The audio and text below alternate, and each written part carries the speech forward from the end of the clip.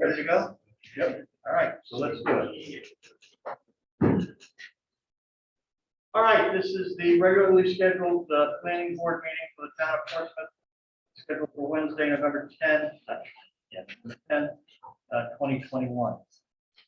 First item on the agenda are any continuances or modifications? There are none. All right. Next item on the agenda is the approval of the planning board minutes from our October meeting. In the packet, we have an opportunity to review it. Yes. Is there any changes, continuance, modifications, typos? Rather lengthy, but I don't think what I didn't see.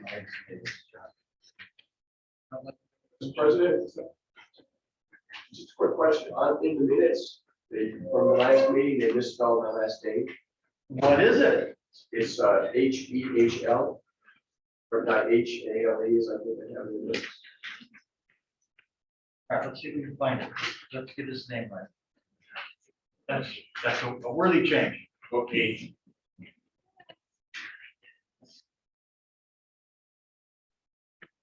H8? Page 8, yeah, Robert. So let's see where. Page 8, Right in the middle. 8:15. Yes, H-E-H-L. I did it. All right, Thank you. not a problem. Happy to do it. We do like to at least try to get it right. I'd like to make a motion. Except for the to correct the link. Is there a second? Any other discussion? Hearing none, call for vote. All in favor of the motion, say aye. Opposed? The ayes have it. All right, moving on to item number 3 on the agenda, which is the Picnic Country Club, Inc., AP 27 Lot 1, 95 West Main Road, approval of preliminary plan decision for a minor 4-lot subdivision. I'm going to continue my refusal on this.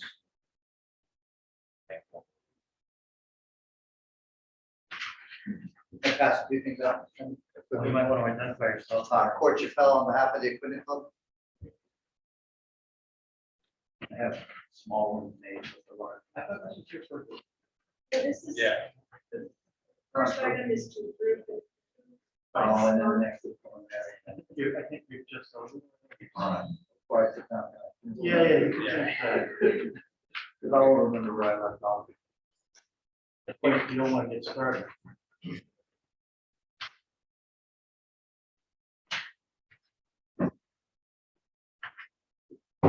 All right, so we have a decision which has been prepared on this matter, reflecting what we decided last time. Everybody should have had it in their packet. We had a chance to review it. What's the pleasure of the board? Make a motion to approve the preliminary plan decision. Any other discussion? Hearing none, call for vote. All in favor of the motion, say aye. Aye. Opposed? The ayes have it. Now.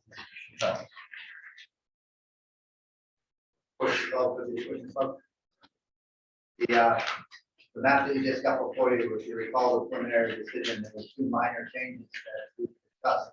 One was to outline the easement and behind the 3 lots to access lots number 4 on plat.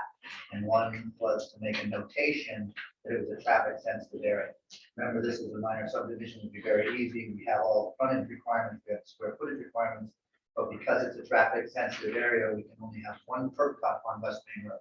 That's why the easement runs from West Shore Road along the back of the 3 lots. It was not that pronounced on the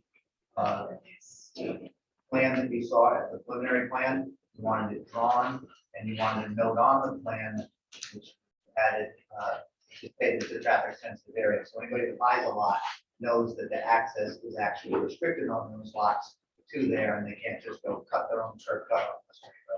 Right? Obviously illegal, but it's a little tough. So other than that, there are no changes. That we need to meet every criteria for ordinance. That's the aspect. We have any questions?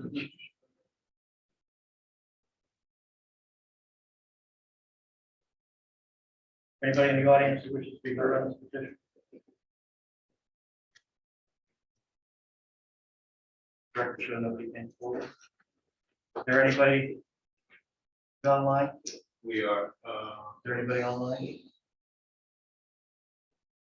That wishes to be heard on this? anyone on the Zoom that would like to give public comment, please raise your hand. Oh, you have it.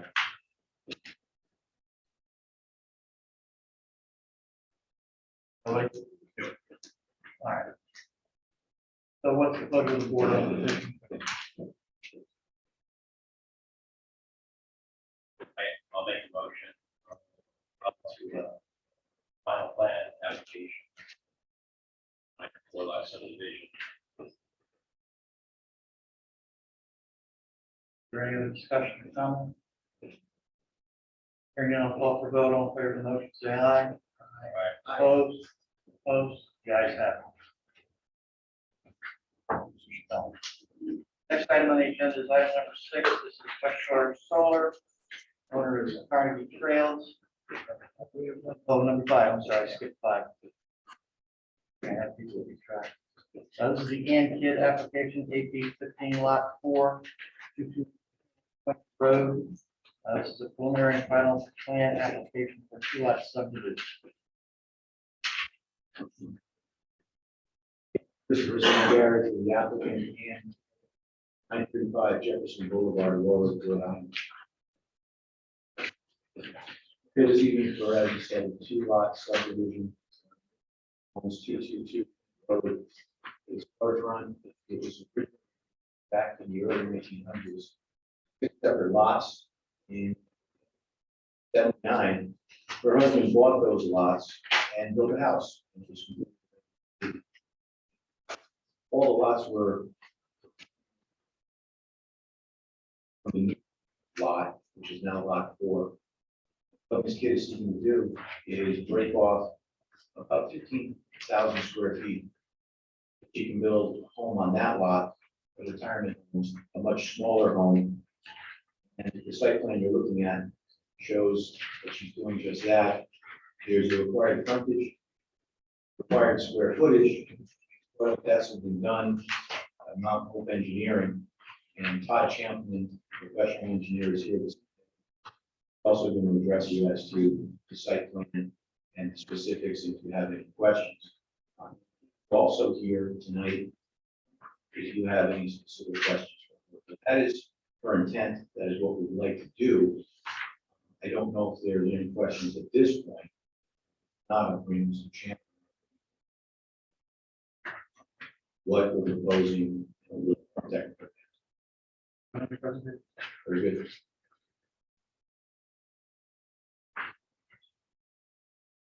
Todd Chaplin from Runoff Engineering.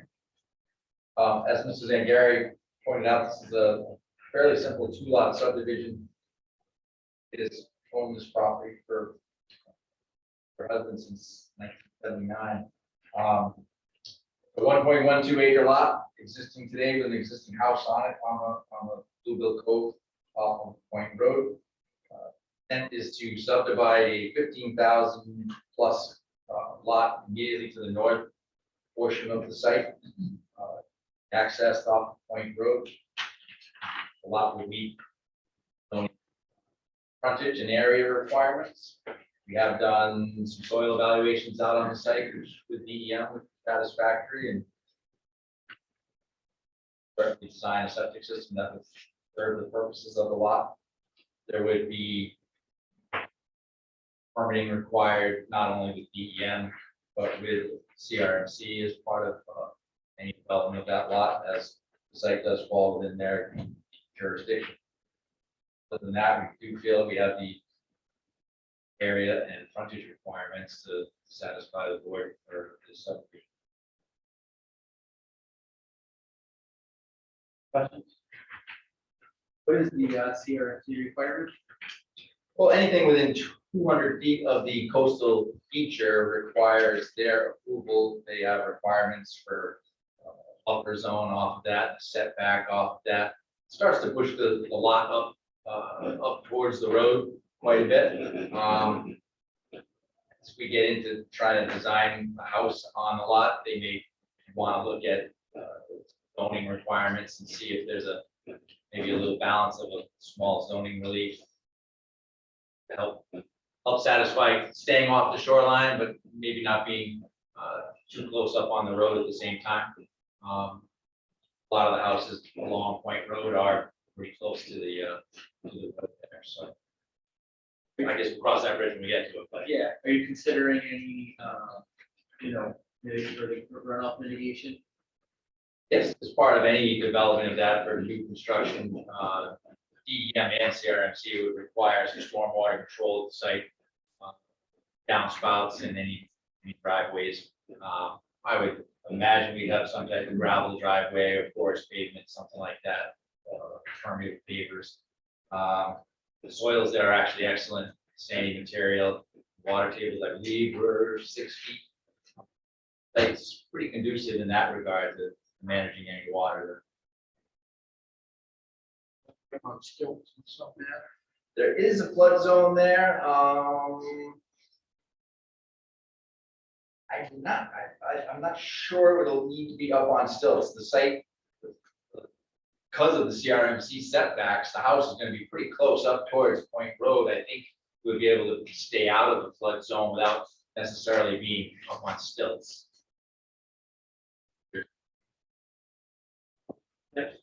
I had a question, I'm fascinated by Circuit Avenue Farm.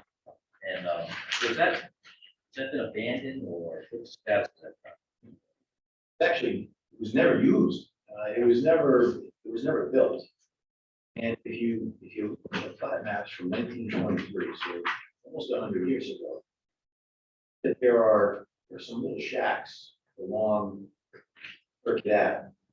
Those haven't been there in probably over 45 years. We're not sure if they got wiped out of a hurricane along the way. The Circuit Ave, this is something that appeared to be a right of way part of it, so that there could be access to those structures, which again haven't been there in multiple generations. It was never ever utilized, and it still goes, Circuit Ave, that private right of way still goes through their property to this day. Back in '79, when we built the house, it was still there. So on our plan, DOT's plans of 1960, which I believe was maybe when they built the skate bridge. I think Circuit Ave was originally intended to come down and it hit the water and it created a little P and kind of looped double back on itself, so you didn't drive into the cove. In 1960, DOT's plans note that Circuit Ave is there, but that it had never been constructed. And then they basically ignored it as they built the bridge and Point Road across the skate bridge.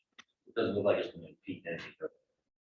And there's a large ledge outcrop that's essentially dead nuts in the middle of Circuit Ave. Their driveway around Circuit Ave.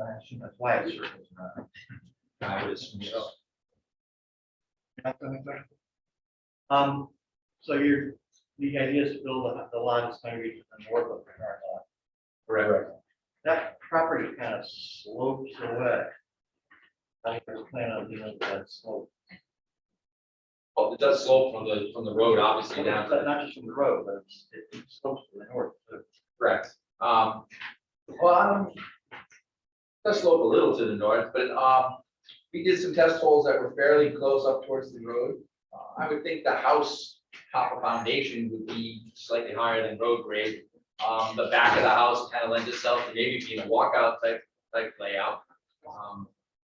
And the soils are adequate, good water tables that I don't think there'll be any septic system that'll require any significant grading other than we will need to have the base of the house above the road so that we can driveway and also be parking there. I think the grading will be challenging there necessarily. And the house is intended to be relatively small retirement type house from Mrs. Kidd. Any other questions from the board? Got any other witnesses? No. Is there anybody in the audience who wishes to address this petition? Is there anybody online? Yeah, if you're online, please use the raise hand function in Zoom to give public comment.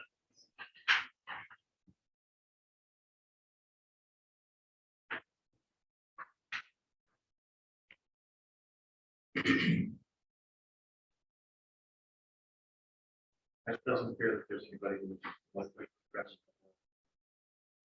So that can put that back in front of us. That's the pleasure of the board.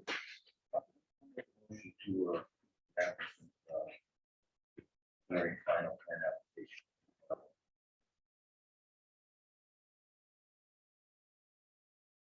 Any other discussion, any other comment? Hearing none, I'll call for vote. All in favor of the motion, say aye. Aye. Opposed? The ayes have it. Thank you. Good evening. Thank you. All right, next item on the agenda is item number 6. This is West Shore Solar. Now it's here. This is the Carnegie Trail LLC, 826 lot 13, 226 West Shore Road, preliminary plan application, development of large scale solar project. James, Chairman, we'd like to do one petition of the association.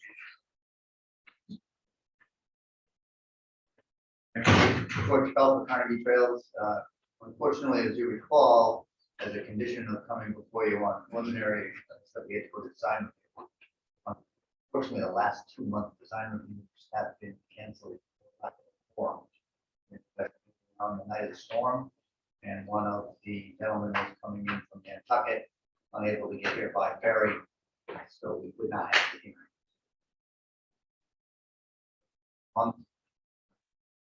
The board, I know the board doesn't meet in December. I don't know if the board has any special meeting. Not this board's fault, but this is probably our 2 design reviews and a couple of planning board afterwards with advertising that it's put us 5 or 6 months behind. I'm not sure whether we're gonna have a special meeting or not, but if we do, if that comes up, I think I would like to say at the end of the night, because of what's left, we determined to have a special meeting. I will call and find that it would be presented. which would be the 12th. Fair I thought of that. I don't see it. But To continue this to later than the January 12th.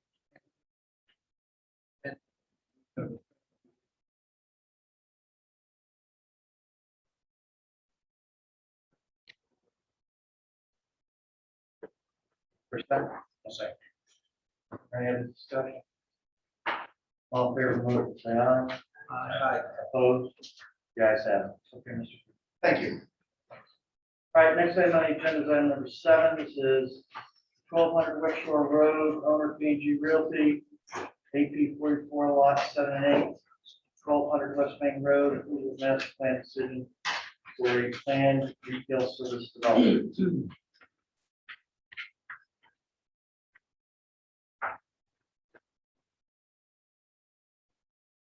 It's a decision, right? Yeah, so we've got the decision in the back. Somewhere in the back. There it is.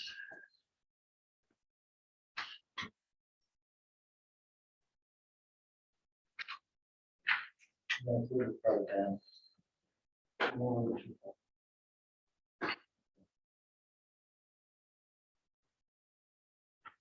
2. We have an opportunity to review the local decision. Great changes, modifications. What's the position of the board?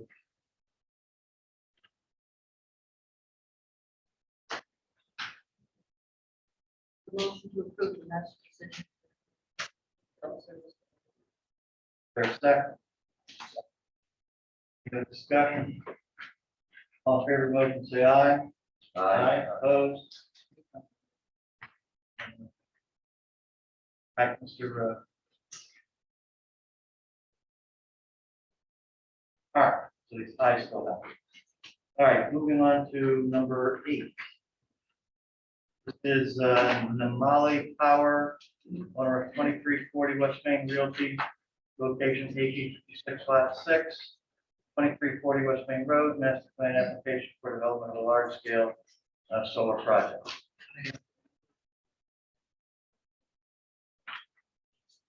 Counselor? Mr. Chairman, members of the board, Jay Lynch, from the law firm of Morgan Fennell and Lynch, 97 John Clark Road, on behalf of the applicant and owner.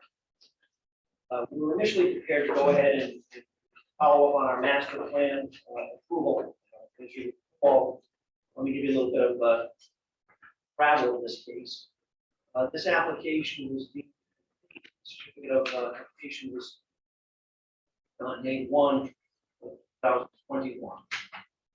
There was a hearing on this at your July meeting. The applicant presented a petition. The board requested additional information. The applicant agreed to provide that information. The matter was continued to the August meeting. Myself and Mr. Russo, at that point, were retained by the applicant. Requested that the August hearing be continued to your September calendar. So that was the meeting that was canceled because of the posting issue. So the application was continued to the October meeting. And we had our presentation and our master plan. At that point, at the end of the presentation, we made a motion to application. The applicant was not asked to consent to the continuance. Writing. Where your rules and regulations require this board to make a decision on master plan approval 90 days of the application being deemed. We're now more than 180 days past the date of that application. Pursuant to Article 6, Section 5, the board's failure to take an act in 90 days is the master plan. Tonight, we are here requesting that the administrative officer issue the certificate of approval based upon the board's failure to render a decision.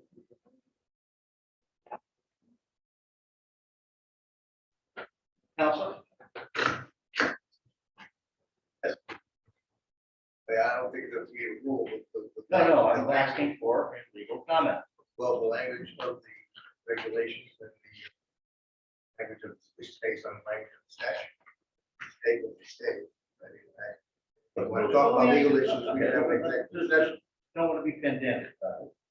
But at least 2 of the continuances by his own admission were at the request of the applicant. Well, of course, yeah, they should be subtracted out of the time period. I didn't do the arithmetic, but But it's in almost all the cases that I'm aware of, that once they start asking for continuances, when you talk about fixed deadlines, those deadlines go by the board.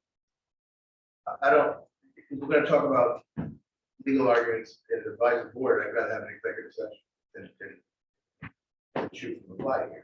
I don't think asking for 1 continuance or 2 continuances. Range of continuances. So you can't have forever and ever. either you want an executive session or you don't want it. It's up to the board.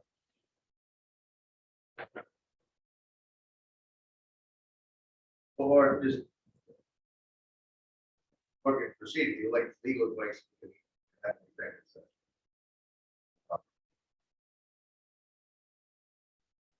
Well, I advise you to proceed, counsel. But I don't think you're going to get a vote here to do that. So it's not under your rules and regulations. I It's not up understand to what the your board. argument is. It's not up to the board to vote to. And you do understand that this is a 3-stage process? We understand that, right? And we're aware that. And you understand that there are 2 other processes that you're going to have to come in front of this board to? And very careful about what you wish for. And we were prepared to proceed tonight with master plan approval, however, based upon the comments that the council made Monday night, with threats of moratoriums, et cetera. You know downright well, counsel, that you're under the old law. And whatever they do prospectively does not affect your client, your client's rights in any way. Are entitled to vesting based upon your rules and regulations. Are you prepared to go forward today? We are prepared, Then- but then let's do it. put on the record that our position is that. we- You're objecting and you have every right to protect your rights. Thank you. But I'd add, and the planning board reserves its rights. Of course they do. So, I mean, Exactly. by proceeding, no one's agreeing except the other side. All right, proceed, counsel. Okay. Based upon comments that were made at the October meeting, especially by the board members, the applicant, myself, Mr. Albertson, Ms. Paul, met with the neighbors on bunch of property to discuss the indicated that we were planning on increasing the vegetative buffer. That was one of the comments that the board had raised at its meeting. Paul was prepared to testify in the stormwater runoff that was requested by Mr. Lopes. So at that meeting, we discussed the issue with the neighbors. The neighbors heard about the buffering issues. All that we understood, and we were going to back to the more important revised plan. As a result of that, Albertson went back out to the subject property to do further investigation of the site. While he was out there, he discovered that approximately a strip of land about 20 to 25 feet wide on the applicant's property had been clear cut. Applicant did not do the work. While he was out there, he ran into Mr. Sullivan. Came over and asked Mr. Albertson what he was doing on the site. During that conversation, Mr. Sullivan acknowledged that he had cut the property, clear cut the property from the applicant's land just on the west side of the stone wall, which is the boundary between the applicant's property and Sullivan's property.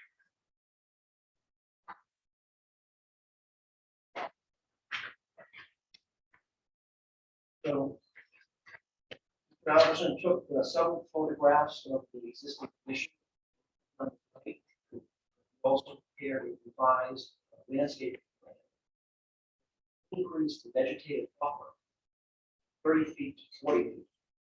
Now, part of that vegetative buffer is going to have to go back in and replant that 20 to 25 foot strip of land that had been cleared by the butter. Mr. Albertson will go over that proposal. Paul is also here to testify concerning the water. Back that deep in this sort of like, I believe we're going to have Ian Silva, engineer, who by Zoom, answer any technical questions. That a revised site plan. The board also provided a letter of the Mr. Rabideau regarding wildlife on the site. Mr. Rabideau indicated that this investment no endangered species, but wildlife on the site. And in his opinion, that proposed development does not represent a significant adverse impact on wildlife habitat. So with that, I'll have Mr. Albertson finance to the site. Advised. Thanks, Tom.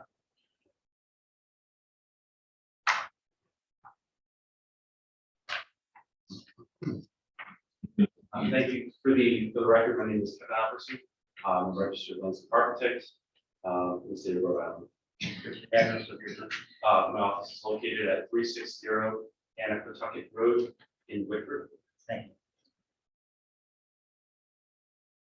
So, as Mr. Lynch had mentioned, subsequent to the last hearing, we did meet with the direct abutters and neighbors that were at the previous hearing to discuss the site buffering, to get a better perspective from the abutters properties directly. As you may recall, Mr. Munch had prepared some photographs of the buffer in question. There were some questions of the board about just how we were going to be managing that buffer, trying to maintain what we could, doing some limited clearing and pruning of the vegetation and then supplementing it. So it was a good opportunity for us to be able to kind of see it from the abutters direct perspective. So as we were standing on Mr. Munch's patio, looking at the project site, you can see the trees that were in question. And as was testified by Mr. Lynch, we explained that we were working with our solar engineers to try and minimize footprint to the best ability that we could, to increase and maximize the buffer to the greatest extent that we could while still keeping the project viable. And at the time, it was there were some large trees and things that were along the what could be seen from Mr. Munch's property that we wanted to get better locations of those. So I actually went out to the site subsequent to that meeting to actually locate the larger trees to see what we can keep while we're working with the solar engineer to be able to increase that buffer. I also have some photographs I'd like to show to the board. The concern was that with the original conceptual design, we were maintaining for the town's code a 30-foot vegetative buffer along the property line. We were trying to maintain as much of that as possible, but we'd have to do some pruning of trees or removal of trees to not hinder the solar capacity, solar collection capacity rather of the panels. So when going into the site, this image right here is looking north along the property line. The property line is contiguous with the stone wall, at least based on the survey information that we had. However, this wall has been recently rebuilt. Like, are these photos from May? I think October. Okay, if we could take a look at photos from May first. These were images that were taken by the developer prior to my involvement in the project. So I just want to give some perspective. This is a similar view looking north along the property line. You can see the wall is infilled with some crushed stone. It's fairly rebuilt, newly rebuilt rather. And you can see that there was some clearing that had occurred along that edge. At this point, there's still some brush and things that are in that area. But you can see that there was some tree removal and placement, I guess, along the line of trees. The trees that we're looking at. Is this just the applicant's property, is that to the left of the stone wall? Correct, I'm sorry, yes. Yep. So the left of the stone wall is the applicant's property. So the wall is on the property line. Correct.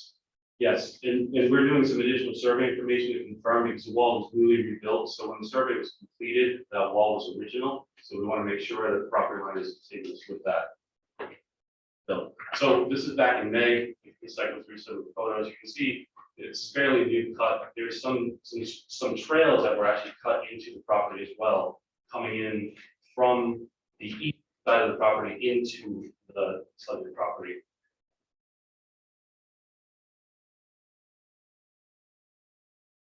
Forward, please.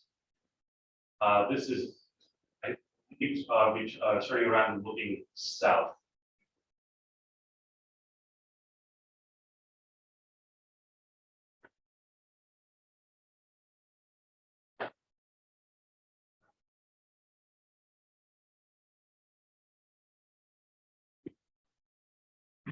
You probably skip the video.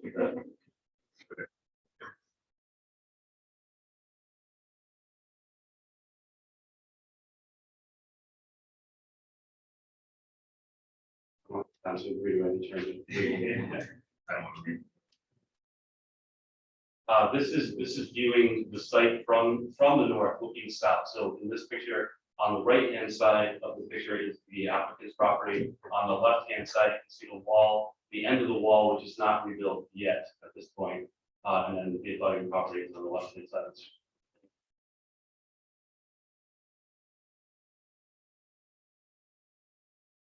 And then these are just some shots of the general character of the other parts of the vegetation. So this is actually on the western side of the site. Some larger vegetation. We're looking at some of the trees coming up from the east side of the site, abutting that property line. So if we could go to the photos that I recently took in October.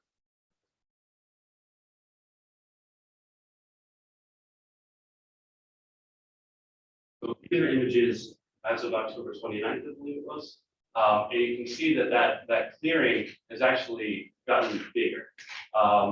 The mode area that's immediately adjacent to the property, again, for orientation purposes, the subject property is on the left-hand side of your sheet. The rebuilt stone wall is, as you can see it, and then the abutting property on the right-hand side. So measured on site, the clearing area, before you can see that first large tree, is approximately 24 feet to 26 feet, generally speaking. The mode area that's continually maintained right now is about 16 feet on average from the property line. If you could cycle through a little bit further, just walking north. Just turned around now, so we're looking north. Again, subject property is on the right hand side. That mode strip that you see is about 16 to 18 feet wide in that location, and those first trees are about 25 feet. This is a little further down, and I'll show you on the site plan when we get to that point. There are some existing cedars that we did locate. We'd like to try and maintain those. Those trees are right at around that 18-foot line. A little further up, there's a break in the wall along the property line. Again, the subject property is on the left, the abutting property is on the right. That's a break in the wall. It's about 24 feet wide going into the abutter's property. If you go back, actually, that across from that 24-foot break is actually a cut line into the site as well. It's about 10 feet wide. It's cleared up to about the crest of the topography in the site. So it goes about 120 feet in the property mowed up. There's some remnants of some old trails that are actually in there, but this is newly cut. And this again, looking north, there's that stand of cedars that we intend to keep up to the point where I show you on the site plan where we have worked with the solar engineers to try and maximize the buffer. That trail that I mentioned, but in west, looking back at the abutting property from on that trail, see the break in the stone wall. A shot further up, sorry.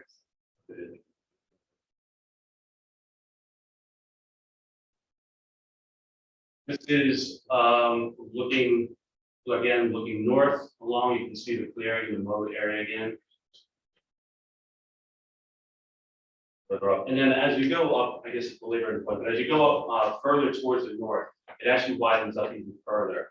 So if we can scroll through a couple more, one more. There's some of the clearing trees that are along the brush line that's on the subject property. There's the mowed edge again. This is looking north, but further to, this is looking south, I'm sorry, further to the north.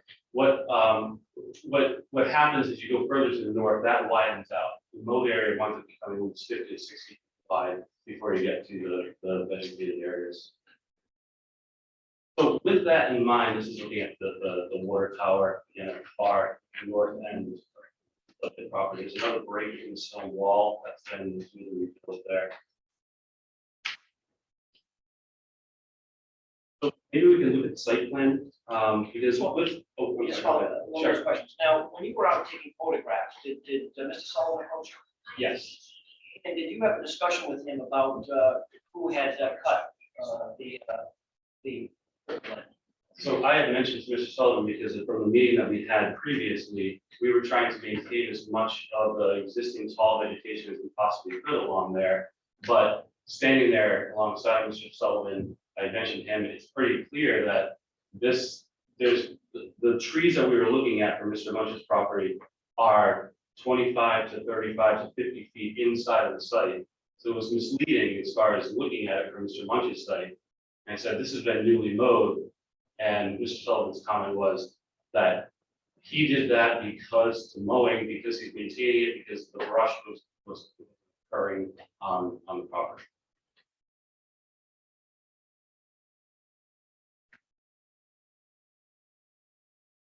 So if you look at the site plan, what we wanted doing with the condition of the buffer as we're seeing on there, in order to try and maximize the buffer and try to screen the property to the best of our ability, we've worked with solar engineers to change out panels, some newer panels that are in. Certainly it's a bigger expense to the developer, but we wanted to maintain as much buffer as possible. So we wanted to shrink the footprint to get a lot of give and take back and forth. What we decided on was essentially with the height of buffer that we want to try and maintain, we could increase that buffer to about 40 feet versus 30, so we get an extra 10 feet. But with the condition that we found on site, that essentially 16 feet of that is mowed, then the next tree that's there is probably about 24 feet within the site.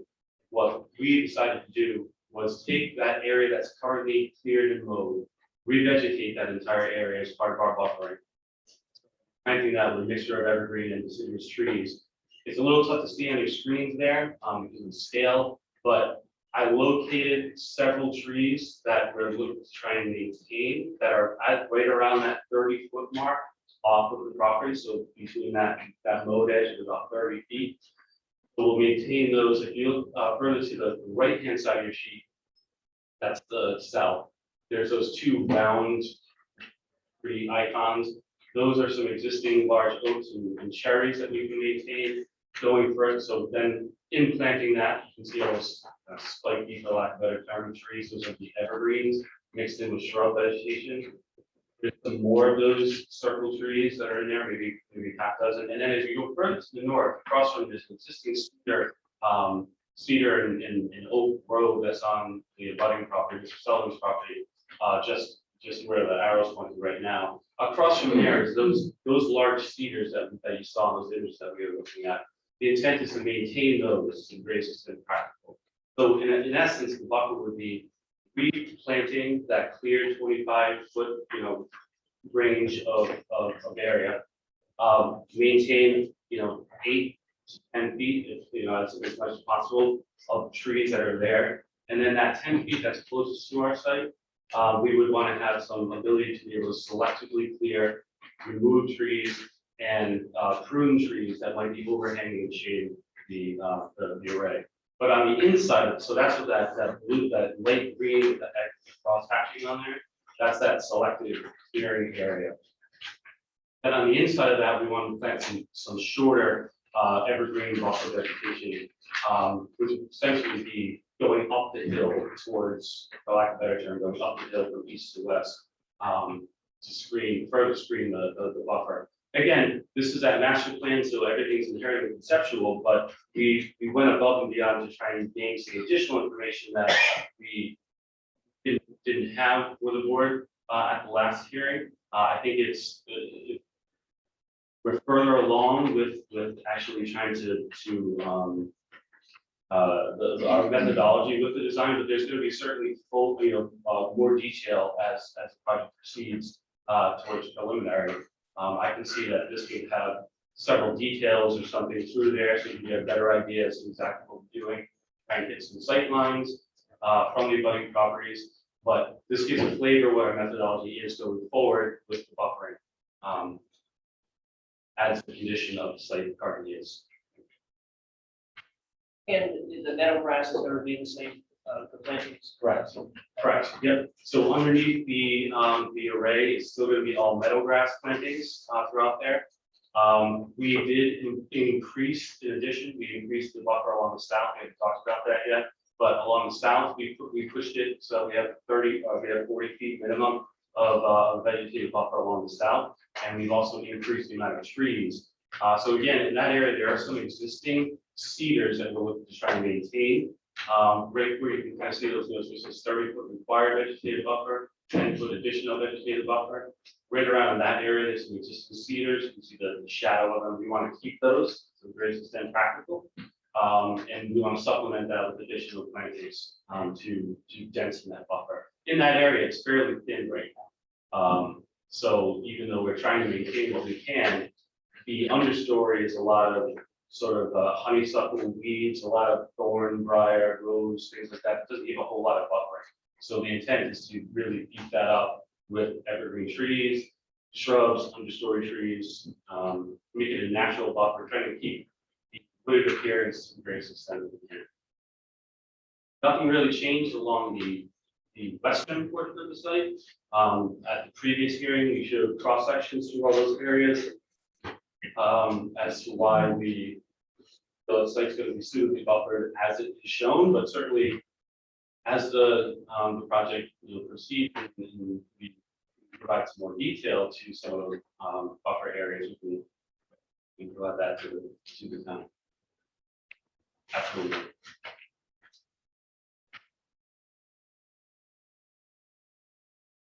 I don't know if there's any questions on the board, or any, That's my question. Sorry. Do you have any questions of the witness? Are they still not considering any runoff mitigation on the eastern side there? Ms. Small is here from Representative to talk about the drainage, but I just see it's like indicated on the western side, but there's nothing on. Right. And it does slope down that way, correct? Ms. Small can address that further, but there isn't any additional, to answer your question, there's no additional stormwater based on our analysis, but she can get more detail about that. Anyone else? Yours. Thank you for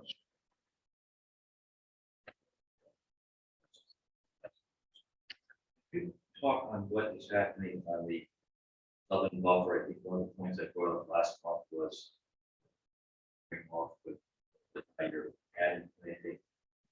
With that planting system. Right, so along the southern border? Yes. So along the southern border, there's some, as you go further towards, kind of where the cursor is, if you go a little bit towards the top of the sheet plan, there's some existing cedars that are in there, those are going to be maintained as it is. On the inside of that, so again, the idea would be maintain as much as we can up to, say, 30 feet of the buffer, and then the 10 feet within inside of that, the areas that we would probably select from pruning, limbing trees, or removing some taller trees that would be shaded for the red. But it's going to be supplemented with additional evergreen buffer and shrub vegetation where it's very thin. Okay, the additional shrubs. Anyone else? All right, next one. Lynn?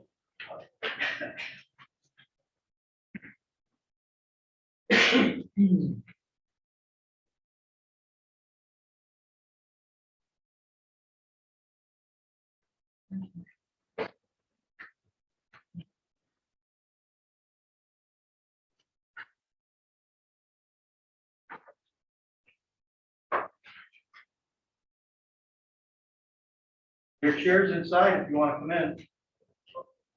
I can just see your shoulder. Maybe the top. Okay, no problem.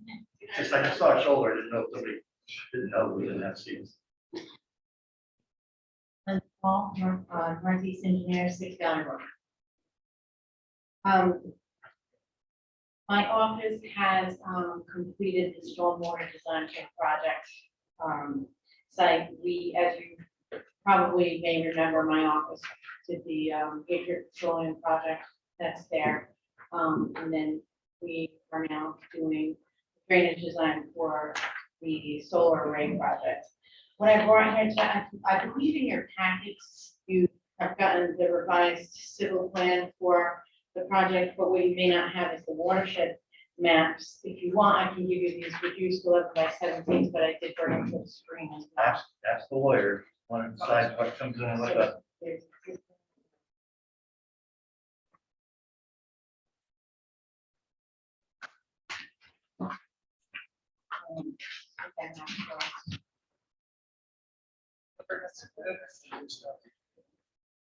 The drainage, the two copies of the drainage report were submitted formally to the board. So there are two documents. Two documents, one is an existing conditions watershed plan, and one is a proposed conditions watershed plan. You have, We- you have additional copies for, from the other? I worked well. So any extras, I also brought one for the present, for the street.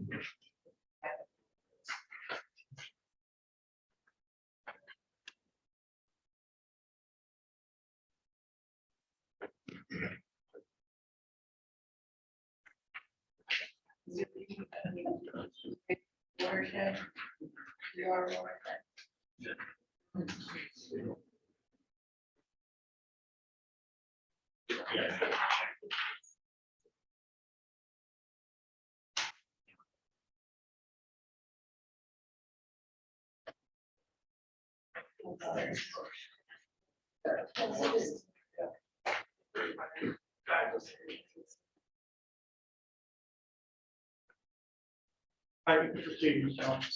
Okay, so first, the existing watershed plan, this just gives you you can see the dark line work, basically each action area, and we have them all labeled. But the two that this board would most be concerned with for this meeting is catchment 101 and catchment 104.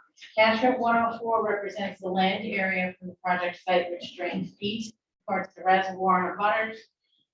Catchment 101 is the area of the project site which drains west towards West Main Road. Stuff over here.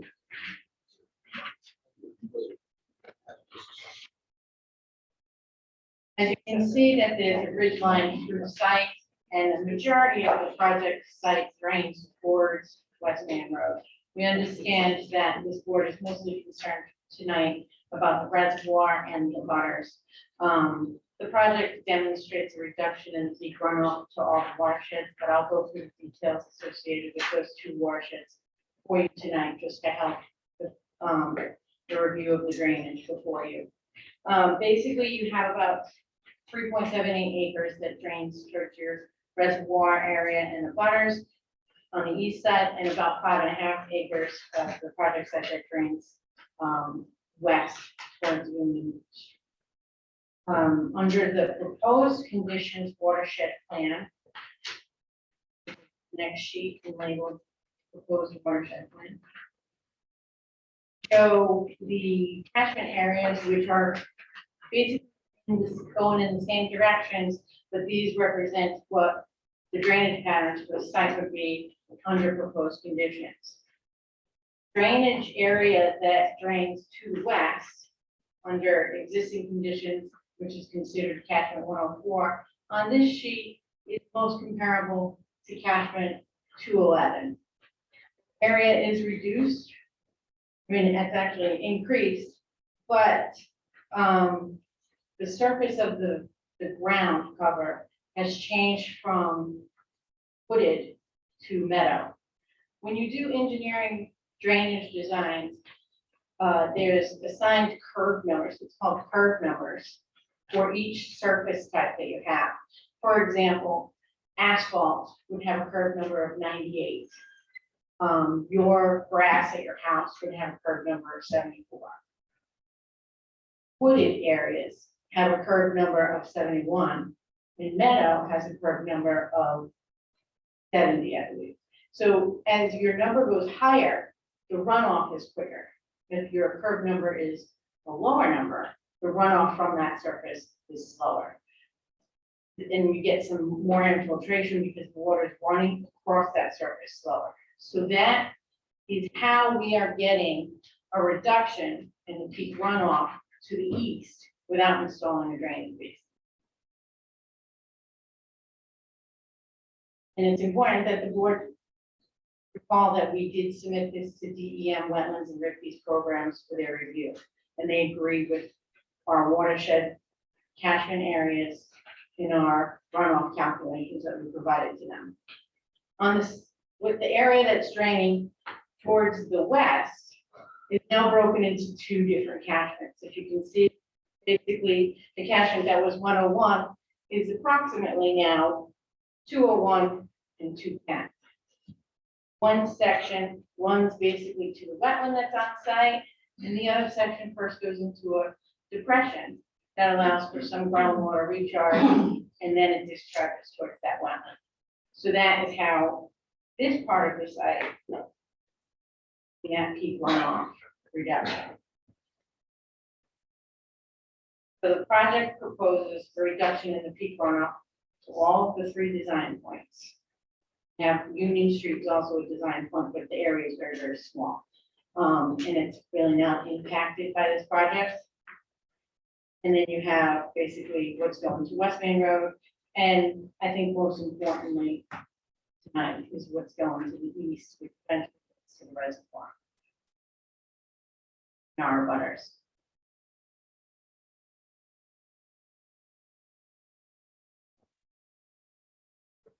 I don't know if anyone has any. Well, I just want to follow up. Did you also have any further discussions with Mr. Schultz? Water? I did. We sent in all of our design materials, which would have been completed at preliminary, but we started doing that work earlier just because we wanted to get some feedback for the board. I spoke with him earlier today, and he said that he was not able to provide a letter for us yet. He started his review. He didn't anything that he would be objectionable about for the project at this point. But he did not complete that. Nothing was a trigger. His preliminary comments, which he is prepared to provide a letter to the board on, basically says that he has no objection, but he does want to make sure that all the stormwater, long-term maintenance, and solar array maintenance plans are maintained in the park. Did provide a formal letter to the board on our stage? They would be able to provide a letter of opinion to the board.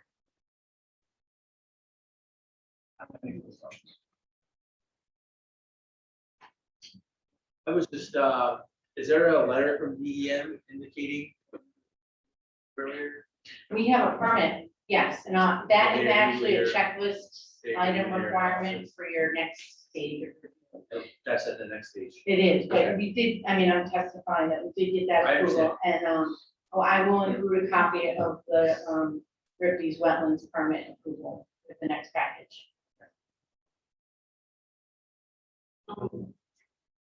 The soils for NEA and NEB on the existing watershed plan, are they well draining soils?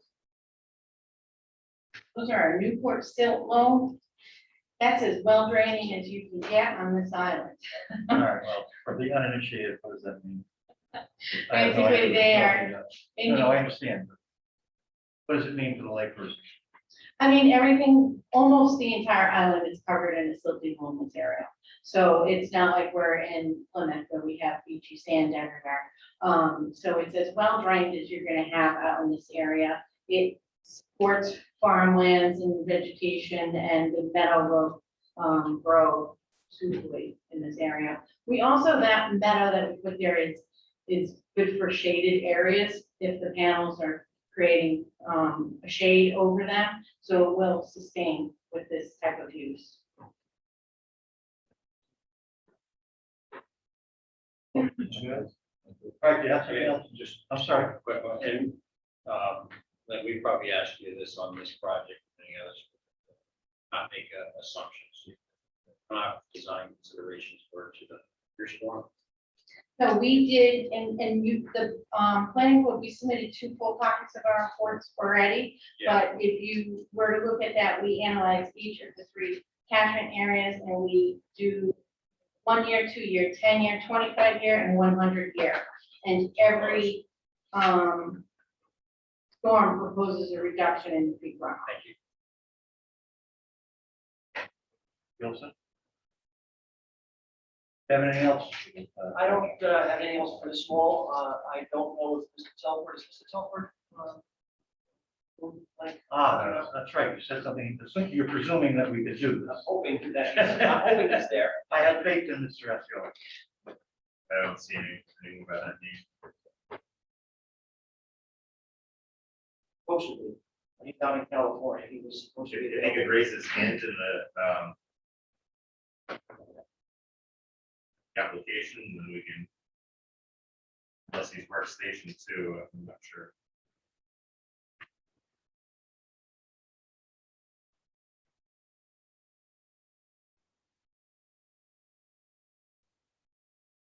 Out there, or waiting. Early up there.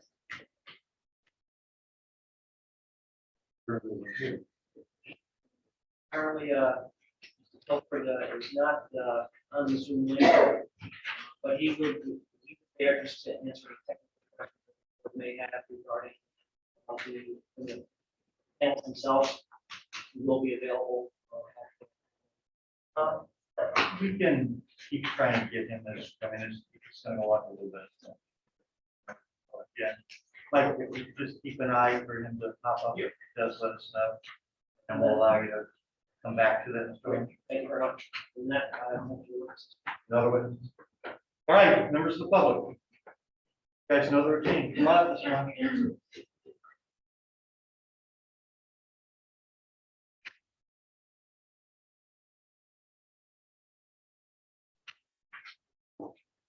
Richard Bunch, 775 Union Street. Before I start with, I'm planning on doing, I wasn't planning on doing this, but I really want to address the storm water runoff to the. I'd like to ask the starters, what's the proposed density of panels within the solar field? Number on that? Hang on, this much. Oh, I'm sorry. You have to address your questions. Okay, yeah, got it. Mr. Lynch. Figure out how to answer it. While they're talking about it, the reason I ask is our ordinance, I'm sure you all know, we have no density limit. They could be put that close together. It could be 85% coverage, 95% coverage. That's going to have a major impact on water runoff. And it's also tied into the work of the land. And I think I mentioned this at the last meeting. My common sense tells me that if you deforest that area, you put in solar panels that we don't know what density is yet, on a downward slope, my common sense not tell me that all that runoff is going to be absorbed in that area. It just doesn't. I'm baffled that they came in here with no mitigation plan over there. I mean, it could be as simple as putting a swale along the eastern boundary. But I think the problem with that, and I think the reason why that is not being addressed by the engineers, is if you send the water, that water hits a swale over there, and as Lynn Small told me when she was at my house, she did tell me that water runs downhill. So I'll follow You that. need an engineer to tell you that? Evidently, the engineer Yeah. fought on it here. But anyway, if the water goes down along the swale, where's it going? All right, Mr. Lynch, do you have a response to that, or are we gonna wait for your technical guy?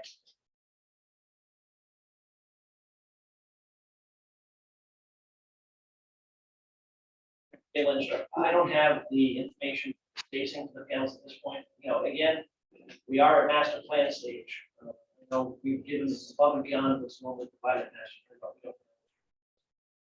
Well, what about Mr. Lynch's point that it's very difficult to take the runoff calculations Seriously, if we don't know what the density is of these flat panels.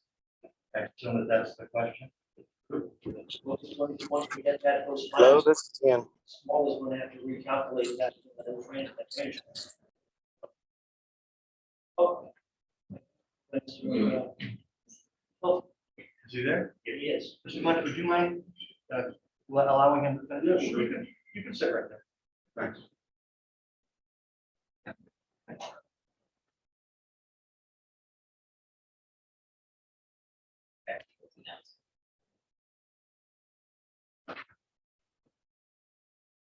The guy that might be able to answer your question. Ian, can you unmute yourself, please?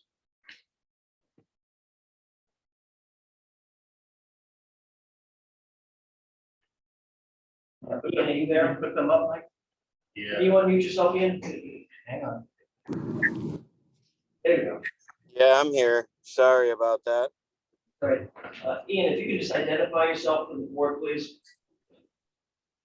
My name is Ian Tilford, and I am an engineer with Bonsai Energy Group. Hang on one second. And we put them like bigger. There we go. And then we get the audio up.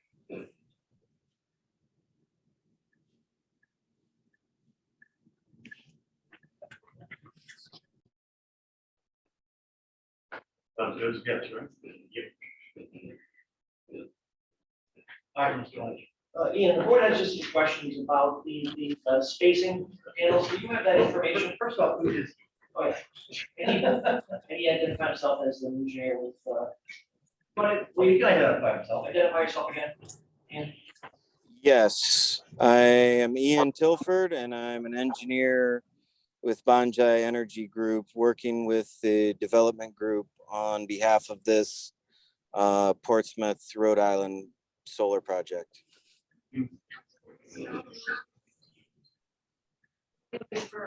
Bonsai. Is that Bonsai, Ian? Yes. Nice if we were looking at something other than your eyes. Yeah, can you, I guess the camera is the top.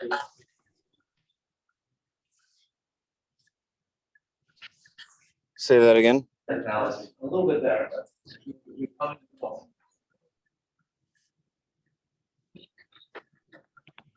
But Ian, can you just explain, what is the question about the panel spacing? Can you address that, please? Yeah, like in the north-south direction, is that what you're referring to? Like in between module rows? Rows and panels, I guess, north to south and east to west, if you know. Okay, yeah, so I guess like individual tables or racks have like a 1/4 inch spacing from panel to panel, but the rows are probably about 13 feet apart or so. I don't remember the exact number. I just remember the ground coverage ratio, which is a number that we kind of use within the industry. And what is that ratio?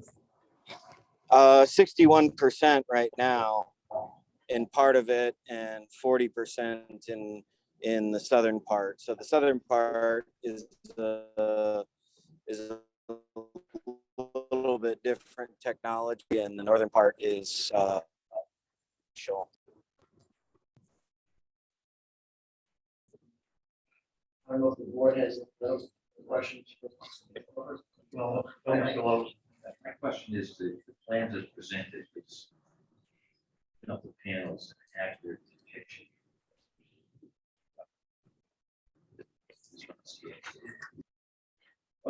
Ian, do you know, can you answer that question, whether or not the schematic that you provide, if that's the panels according to scale?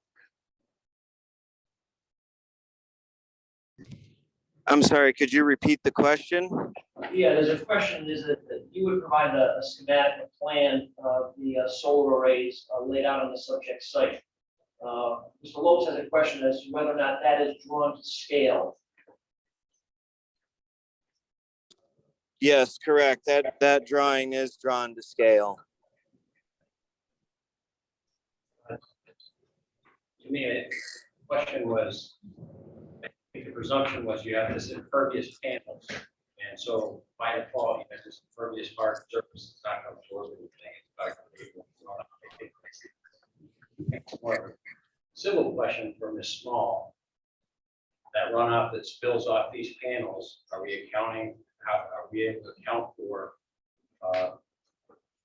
the land below that absorbing the runoff, the same as it otherwise would? I think it's a misplaced question talking about the panels, but it's really a question for Ms. Small.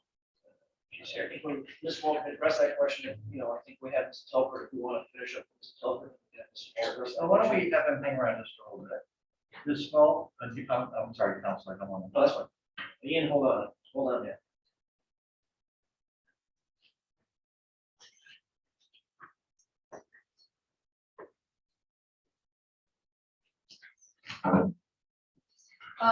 So the runoff calculations are based on the meadow, which is also underneath the panels. Because these panels are just on these posts that come up, so when the water hits the panel and comes down, it runs through the meadow that is also underneath the panel. The type of meadow that we provided is what is sustainable in a shadowed area, so that we can ensure that the shading from the panel does not impact the vegetation growth, so that when that stormwater drains off the panel and runs down the earth, it's still going through a suitable material that is supported by our drainage calculations or represented in our drainage calculations. So this meadow would not be subject to running and things of that nature if you had a torrential rain? Is that rugged where? So at the beginning of its, like when you plant your grass in your yard, if there's a heavy storm before it's substantially, growing, then you could have to replant some areas. But after it's well established, there will be a blanket across the site, and you should not have any areas of erosion. Like your yard, like the forest, it'll be a blanket of growth across the surface, and it won't erode from a regular storm event or even a large storm event. Anyone else? I think I don't know, are we okay with the guy in California who's not? I don't know if he answered your question. No, That's. but that's okay. Do you have a question you want to ask? No, not right now. Okay. I'll Well, also- we want to let that guy go. Ian, we're all set with you. Thank you very much. Have a good evening. All right, Mr. Munch. Okay, thanks. Okay, so what I got out of that is that Lynn Small said there doesn't need to be any remediation on the east side for water runoff. But she didn't know the panel density, which plays a big factor in that. And I'm assuming she doesn't know what the perk test data is for that side. So I guess for the record, I'm saying, we're being told that we don't need stormwater remediation on the east side. But as I said, they don't know the panel density, nor the perk. So just for the record, I mean, to me, that doesn't make too much sense to me, how that can be said that nothing needs to be put on that side for stormwater control. So I'm ready to move on from that. Unless any of you guys. have- Unless they have any questions. I think we're just hearing it differently. I think I heard the panels don't really play an impact because factoring the ground directly below is part of the meadow and it's still absorbing whatever runoff comes off the panels. She's able to count that whole meadow area the same, whether the panels are there or not, with the exception of maybe how shading changes the characteristics of the meadow. So, following that reasoning, you're saying that if the panels are 10 feet apart and you bring them into 1 foot apart, that's not going to change the runoff? Is that what you're saying? I guess if I was letting them all work together, together, he's not testing that. He's just saying that he heard it differently than you did. right? If we have a question, then we talk to the engineer. Okay, so for the record, let's move on. Mike, can you put the first one up? First one, what? Oh, I have some pictures, Oh, okay, I'm sorry, I just take that note. and I'm gonna go by it, Mike, but if you put it on. Yeah.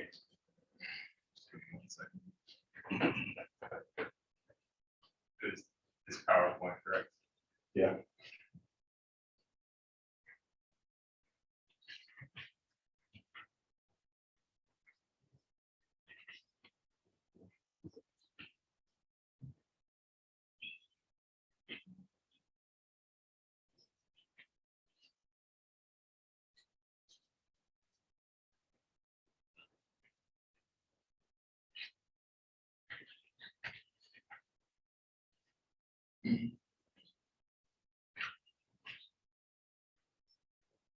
And this is just a copy of the views that we were given. Yeah, the site views. Yes. Submitted.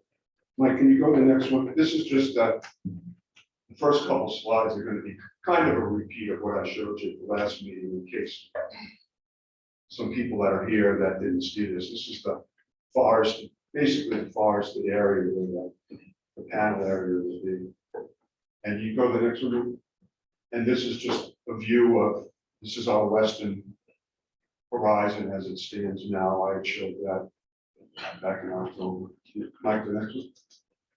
Just a different view. This is from Union Street, looking north. Let's see. Mike, you want to go to this? Now, this one, at the last meeting, you know, I had questions about the views from different areas. This would be the view from the western side. And I don't know, I noticed something kind of weird about it, and I've been studying it. And what I noticed is that the landscape architect drew in the height of the panel at 150 feet. Whereas in reality, those panels start at 150 feet. But up at the crest, they vary between 160 and 167 feet. So that dramatically changes your view of that solar field. And what I did was I put in, I don't know, probably a pink color or something like that, to show the view up to the panel that would be at 167. And the point I'm trying to make is that in order to shield that from West Main Road, you have to put some pretty big trees in there. It's, you know, just according to the elevations there, you're looking at least 25-foot trees. So that's dramatically different from looking at it with a panel height of just 150 feet. Those would be the panels that are closest to the gas station at the lowest point.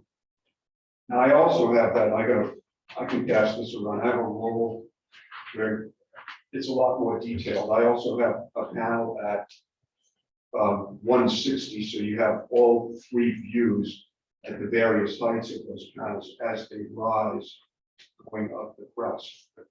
But you know, judging from that, and I've been down there, I've been staring at that land behind the gas station. It's really not sufficiently treed right now to hide that solar field. I think I made that point before. This rises from West Main Road, and I know at the July meeting, Lynn Small did say that this could not be completely screened from West Main Road. And I know that's on the record. That was any questions on that? So Just your pink line, you said it, if you're trying to depict it to the top height of the actual panels at the see, Yep. but to me, and looking at my plan, trying to match that number that I can't see, it's drawn into the, close to the 180-foot line at the near point, not the far point, so I. I'm not sure what you mean. The panel is at 167. You add 10 feet to that, you're at what the top of that panel would be 177, and our ordinance actually says it could be at 179. Okay, So sorry. I, I thought you were talking about the 160. so I have it at about 160, 177. I did 10 feet, roughly on that. Just to give you an idea. I mean, my calculations are pretty conservative, I mean, those trees would have to be 25 and taller to shield that. So when this thing is put in, it's going to be very visible from most of the. Now, and I didn't really talk about that one a lot at the last meeting because it was new to me. But Mike, can you go to the next one? This is the east side. This is the one that I got up at near the end of the meeting, and I made some comments about what it was. What I did was this. I drew my house in at the proper elevation. Now, if you look at my house and you look at the panel height there, which they have, that's their drawing. That I don't know what it is. It's like at 167, something like that. And you look at my sight line and the neighbors alongside, and in fact, the house next to me would come out even worse than this. You can see how that difference. So you're looking at those trees that have to be there. Minimally they're going to have to be. I don't even think a 25-foot tree would hide that whole thing. And the reason I bring that to mind is because, and it's like what I expected. I didn't hear tonight from Kevin any definitive buffer height measurements. In this case, because of the topography on this thing, height measurements of that buffer are critical. Not only the depth of the buffer, and a 40-foot depth buffer or something like that, to me is ridiculous because you can see through, especially in the winter time. But it's the height. It's the height, and I didn't expect to hear number measurements in height from them tonight because of that reason. If this side cannot be screened from sight. In fact, when they were visiting my house, we went through all this. I was very quiet, didn't say too much, but I did ask them at the end. When this is done, and this is put in, I'm sitting out on my deck. If I look over there, am I going to see that solar field? And the answer I got was, yes, you are. And it's because of that. It just can't be good. All right, Mike, you want to go to the next one, if you don't mind? This is just to give you a little perspective. I know when this whole thing started, the number 10 kept jumping around about, what's the height of the buffer? It's going to be 10 feet. That was their original thing on the site plan. Things trimmed 10 feet. 10 feet's been going through my mind for like the last 3 months about this. So I trespassed. I went over on their property. I had 1,000 feet of yellow caution tape. And I ran it along there at 10 feet high off the ground. Just to give you a little perspective.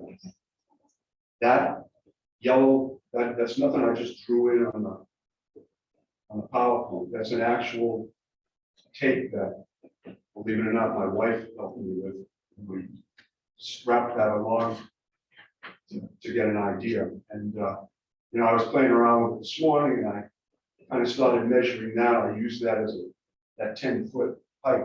I went along and you're looking at trees that are over 40 feet tall. And in some cases, and they're not even in this view, There are trees that are a lot taller than that. So because we don't have a definitive number from them on height, I don't know where we are on that. To me, it's very vague. And I just don't see how that possibly could be screened up and so. And I just have a few more. Mike, you want to go to the next one? And and I think we said it at the last meeting too. Pruning those trees to that height, pruning those trees to half, to like 20 feet. Come on, what are you gonna have there? It's kind of ludicrous talking about pruning this stuff. Mike, I think there's probably one more maybe. And yeah, go to the next one.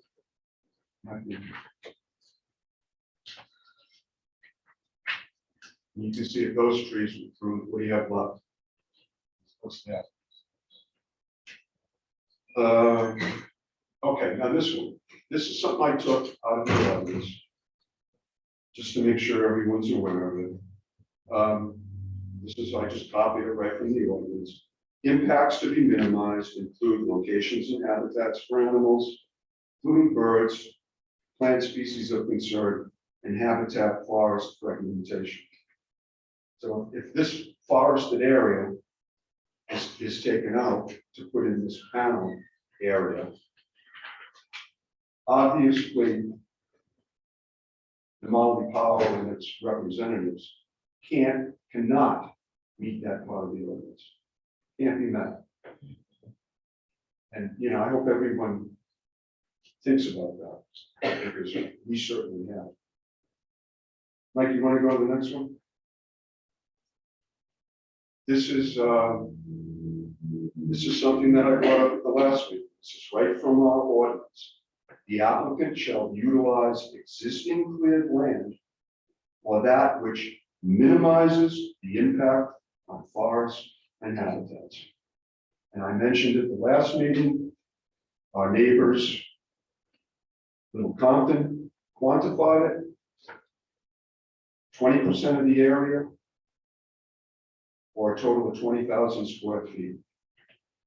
And as you probably know, at Monday's meeting, the town council adopted a number on what minimized means. So we all know what it means. We all know that they cannot meet that part of our existing ordinance. So, as a group, I guess you guys have to decide if you approve this for the next step, you're disregarding them. Mike, you want to go to the next one? This one, I think I mentioned it at the last meeting too. This is from the guidance that DEM came out. They came out with a guidance to kind of like help towns kind of like, coordinate what their responses to this stuff is. And, they're basically saying the clearing of forests and other green spaces. It includes farmland, with ground mounted solar arrays. They're strongly discouraging that. So once again, if this project is approved to the next step, that has to be disregarded. So we've got two parts of our ordinance that would have to be discarded, just overlooked. And also this response from DEM. Now, the last time I brought this up, the response I got was, well, it could be clear cut tomorrow. And that would be it. And at that point, we moved on in the conversation. We went to another topic. So I kind of like to talk about that right now. This is an application for a solar project. Our ordinance says to minimize the impact on forested areas. And I don't know if you guys want to talk about that right now. before we move on this, I don't want to, I don't want this going to a vote and not knowing what your opinions are of this particular part of the ordinance before I go on to some other things, and we got a lot of other nitty-gritty stuff to get through. So to me, and I don't think it'll happen, but I think we could end this right now. I think this thing could be tossed right now, because I think it's obvious to everyone they're not meeting this part of the ordinance. So I don't know if you guys want to talk to me about it, or You can ask questions, you can make your presentation, okay, we'll ask you questions. okay. So no comment at this point, or maybe on. Continue on. Can I make a comment?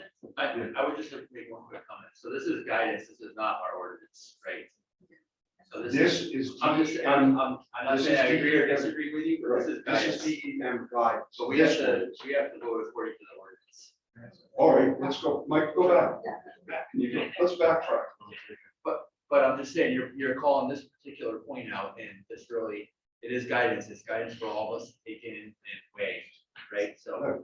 But do you want to go back to these other ones that Oh, are I part of our understand. ordinance? Again, I'm not saying I agree or disagree, No, I'm just pointing it out. This okay. is guidance, it's not the word. Let's move on. Okay, so you don't need me to emphasize what our ordinance says? You've already pointed All right, out okay. what you interpreted. All right, so anyways, this one, Molly Power Project fails to meet these two parts of the ordinance, and they also don't meet the DEM guidelines. Let's see. All right, Mike, you want to go to the next one? Now, this was a statement made by Gary Crosby that we took word for word from the March 10th meeting. Given the variations in topography, and boy, does this project fit into that category, the planning board should have the ability to determine setbacks, screening area specifications on a case-by-case basis within the public hearing process. Well, ladies and gentlemen, this one is a perfect example.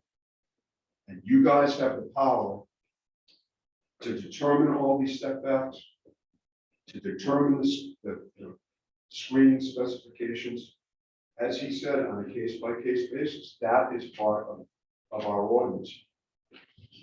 There's the teeth in the ordinance for you guys to do that. And this is our town planner that actually made that comment. It's in the record. We got it right from the minutes. Mike, you want to go to the next one? This one, this also comes right out of our current ordinance. Planning board has the authority to set width of buffers, height of plants at planting, and to require an opaque screen to adjacent properties and public roads. That's in the current ordinance. I mean, you guys could turn around for any of these solar projects, not just the one I'm talking about. And you could say, you know what? I think the buffer should be 200 feet. I think the tree should be 40 feet tall.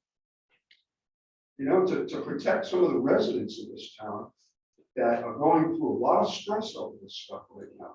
You guys have the authority in our current ordinance to do all that. And I just hope you realize it, because trust me, we all do. We've studied this ordinance unbelievably. All right, Mike, you want to do the next one? Let's see what we've got here. Oh, all right. This one, I just put another picture of the reservoir in there because you all know how close that is to the solar project. And, you know, this comes right out of our current ordinance to solar energy systems shall be located, constructed, installed, and operated to minimize potentially adverse impacts to properties, natural resources. In this case, I'd say it's one of the major drinking water things here on the island, and individuals. Michael, I think the next one, yeah, the next one's going to be the last one.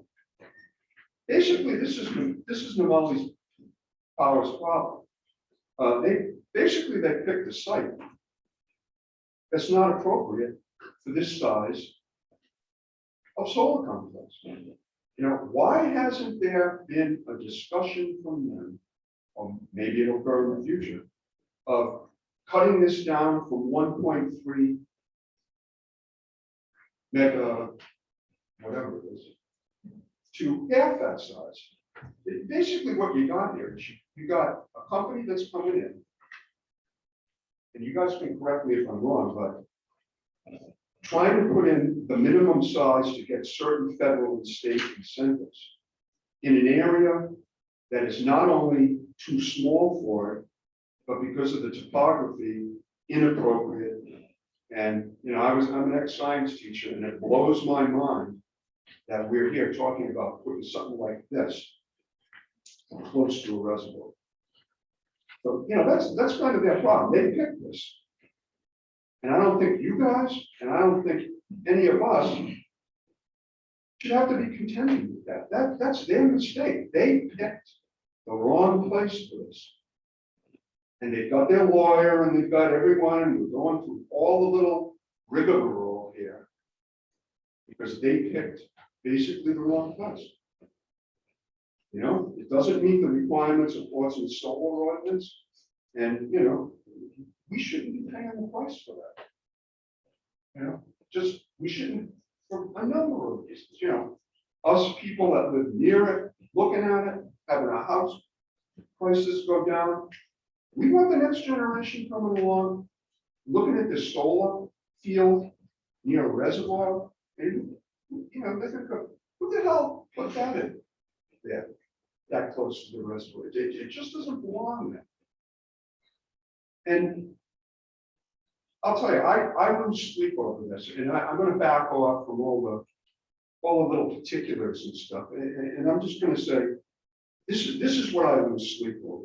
Basically, we're here as a group of Portsmouth citizens, and this is what we're discussing. We're actually having to discuss this about removing a forested area in a watershed protection zone on a downward slope to a major source of drinking water for the profits or for the profit of an individual or individual company to make money. And you know, I just hope that as a town, we know better than that. You know, and that's the part that it really bothers me. It's what I think as a town, we need to be better than that. We need to be protecting the water, protecting forested areas. You know, ground mounted solar right now is really looked down upon, especially around here where, you know, our land is really appropriate. It's not really the way to go. You know, I was telling someone today, my wife and I over the years, we've traveled pretty extensively in Germany, you know, especially in Germany and other parts too. But you travel through Germany, every barn you see, every place you look at is roof mounted solar. It's all over the place. And I'm talking about probably when we started, it was 15 years ago traveling. And I can remember coming home and saying to Jill, geez, you see all the solar panels on the roof? They're so much more advanced than we are. But I'll tell you right now, I've never seen in Germany really big areas of ground mounted solar. Because they don't have the space. They want their land. They don't want it covered by panels, you know, and in this case, for some company that's coming in to make money.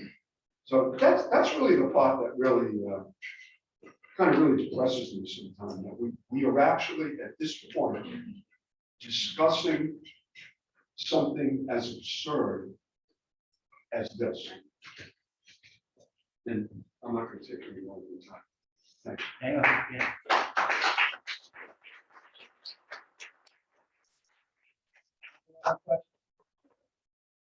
I just want to, like, certainly respect their opinion. We have to go One is, the applicant already has a DEM and a written permit for stormwater runoff. So the Have state, have we seen that? I have not physically seen it, but I'm understanding some checklists. But it hasn't come across here. No, it's in the package. So, Where is? It would be in the planning board office. Sorry. so the state has already reviewed this and determined there's no impact to stormwater. We've gone to the Newport Water Department. They have not come forward with any sign that there's an impact to the watershed. So I understand your opinion is this could impact the watershed, but none of the professionals have come back and told us that's going to impact the watershed. On the wildlife piece, the applicant actually submitted analysis of the wildlife. That's coming up. We'll be discussing And again, I respect your opinion, but we've got professionals that have come back to give their opinion on Well, you know, six. I'll respond to you by saying this. And I'll use those view sheds that I showed you before. I'm not saying anything was intentionally done wrong on those. But I'm going to say that if you looked at them and if you didn't think about them the way I did and drew in the reality of it, it's kind of deceiving. Someone else is going to address the habitat thing that came through. And I said this, and I don't want to get into the thing with who said what, but I talked to the director of public utilities, as I mentioned before the meeting, about this, and I'm under a little bit different impression that they have given it the green light. And I know someone else is going to talk about the whole scenario of getting a written response from them, so I'm going to stay off that, but you'll hear some responses to that. Anything else? That's it. All right, thank you. Yeah, please. Who's next? Mr. Mike just gave us a preview, so we know there's more coming.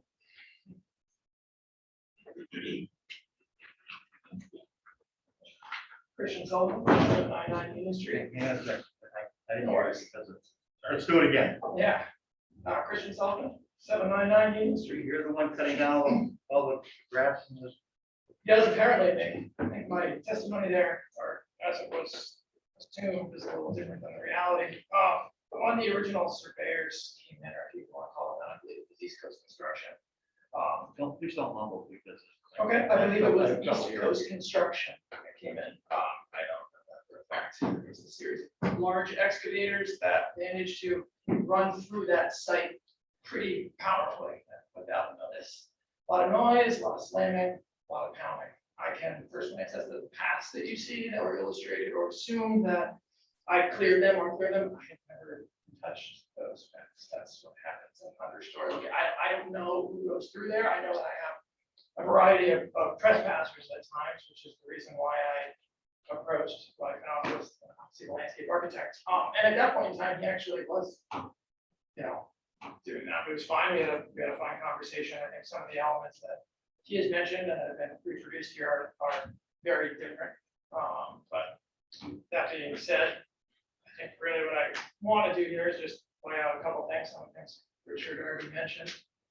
Kind of wanted to open this with a direct challenge of the submitted natural resource document provided.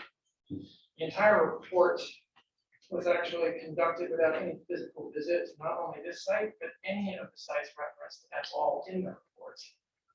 It is the purpose of this outfit, if you look into the company itself, to assist companies such as Namali in overcoming environmental challenges, specifically ones just like this one.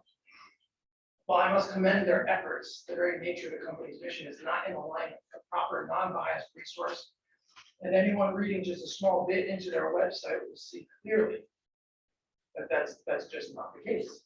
I could openly challenge multiple claims on this document, but that would take some time. So I will direct the attention to the largest flaw and let the rest of this borderline comical analysis be left up to the planning board's discretion for timing reasons.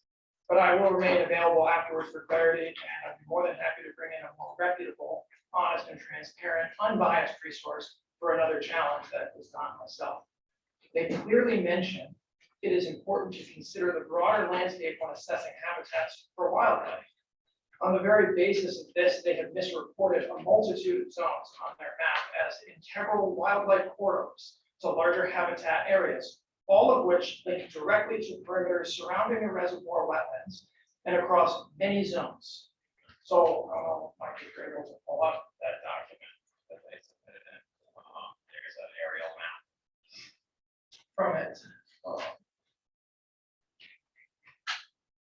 If you look, there's certain where it says residential, commercial, and industrial. My actual site, which is considerably large there, which is notated for that reason, it's all open, sorry if I'm mumbling, open area, open habitat area. It's a massive wildlife corridor. I can show you guys, I don't know if I can show you. From the see it's here. That links here. Might be better off doing Here, that. I'm gonna show you guys too. Board can't see. So this is all misreported, among other zones here, but this is the area of concern. All right, so that is the, That's my site. that's the southwestern. Yeah, so here's your proposed solar here, and then this is my property. It's a massive wildlife corridor here. This, in a minute, it's actually a conservation easement from the water company as well, so I could literally blow up probably every point on this thing, but just as very premise. These two areas are not represented accordingly. It's a huge, I could argue by looking at this here, that this is probably one of the most viable wildlife connection points from here to circle around here, bring it out into these zones. Anyways. I just don't even really know what else to say other than it should be viewed as an insulting representation of a professional, unbiased report to truly reflect our home's environment and how important that is. I'm insulted because I've dedicated the last 4 years of my life's work into restoring an environment, which, as I've mentioned in previous meetings here, is all it's documented on municipally here in town, state and federal databases, it's prime soils, it's the whole 9 yards, and I maintain it openly as a wildlife corridor. The wildlife that we see there is extensive, and even with my experiences and work with the Rhode Island Raptors, the Falconry Association, I'm constantly seeing these species and studying them. It's preposterous to even assume that zone does not play a role in it. They're not here to speak on that report. I imagine. I wish they were. Are they? They're not. Okay. So I guess I will. I don't want to speak for Mr. Lynch, but I assume they're not. That's why you submitted a report. That's why they're not here. Okay. So I really urge you guys to look into that and consult some professionals on that one. I have not reached out to DEM to confirm or deny that the statement that was made. I also know that it also says there that that's just based on their knowledge without a site visit. I have a pretty close working relationship with many of the DEM officials, specifically because of my work with the Falconry program. And I have a strong feeling they would disagree with that, especially on the ones that even, and it might sound silly to you, but our native rabbit, which is, it's called a cottontail rabbit. The habitat there is 100% what would make up a viable area for that animal, among other things. I haven't gotten into the whole, I didn't expect to see this report as ridiculous as it came through. Anyways, I'll move on. I don't know if you guys have any questions for me on that, but. Or anyone has any questions?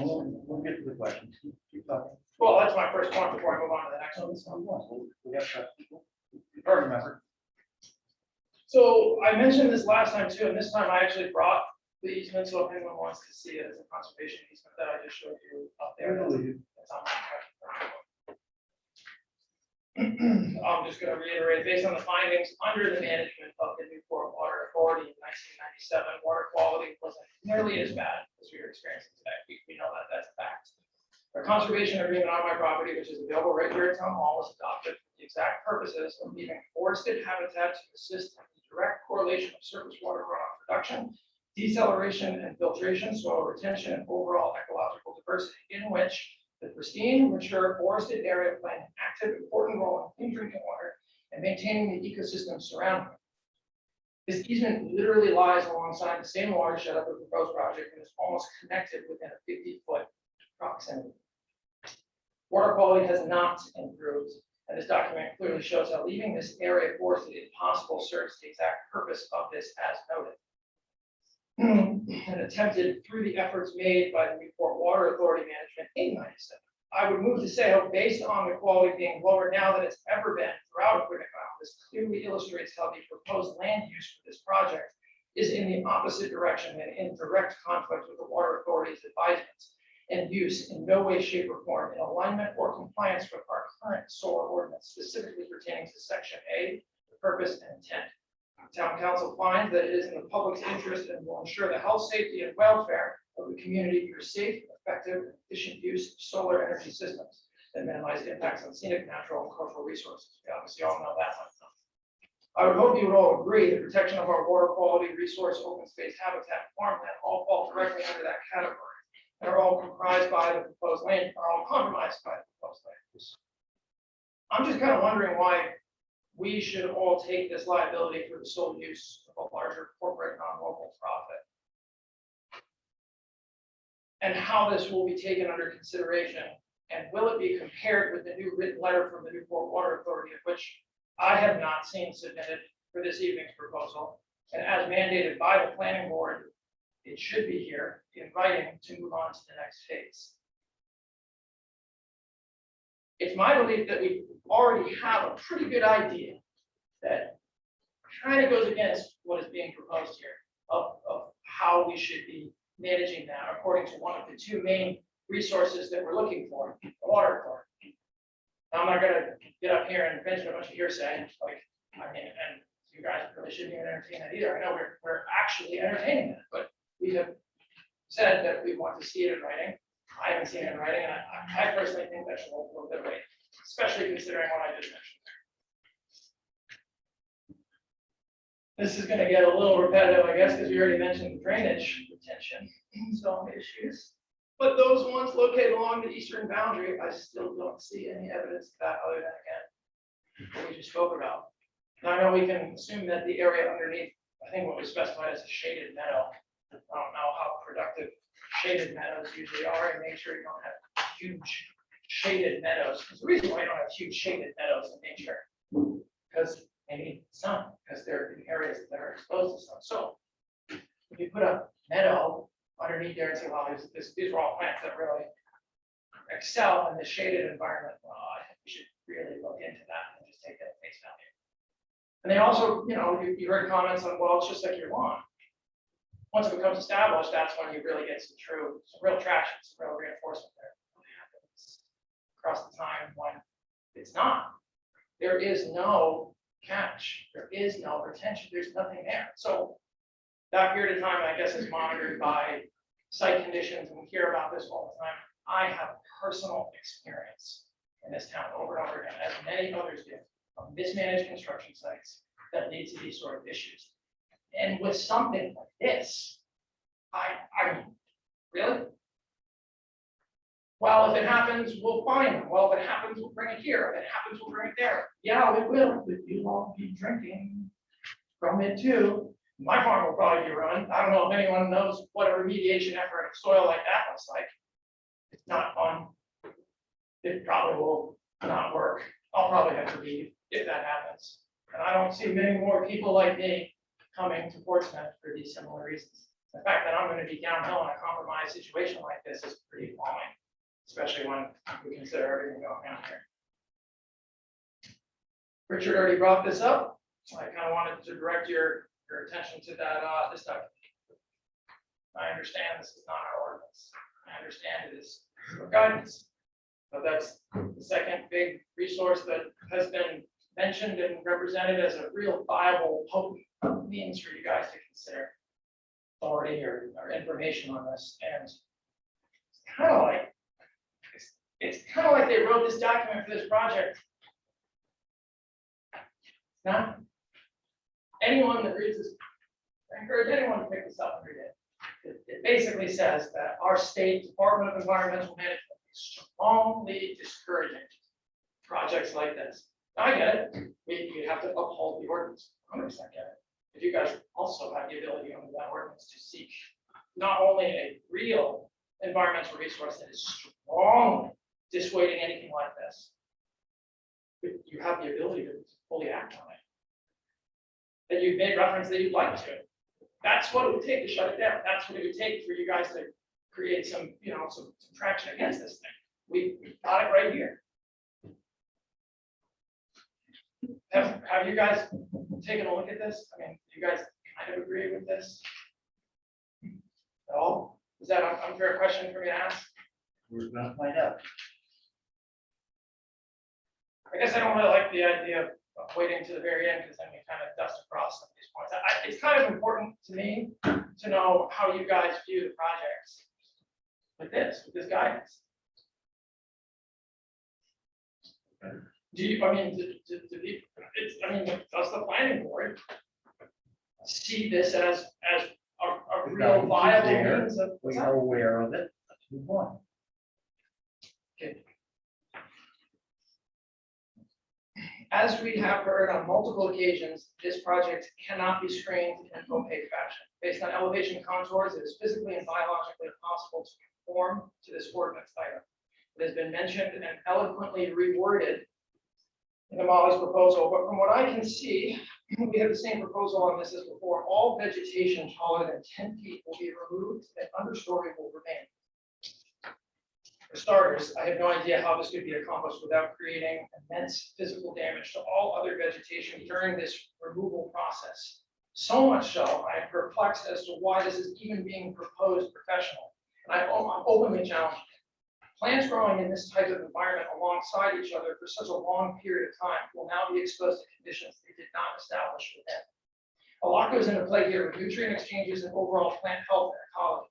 A disturbance of this magnitude, in my professional opinion, would actually leave a massive cavity of poor health and a decline, which would inevitably lead to massive invasive contamination and would shortly be overrun with species like Rosa multiflora, bittersweet, knotweed, heaven's tree, to name a few, which are already present in areas of disturbance.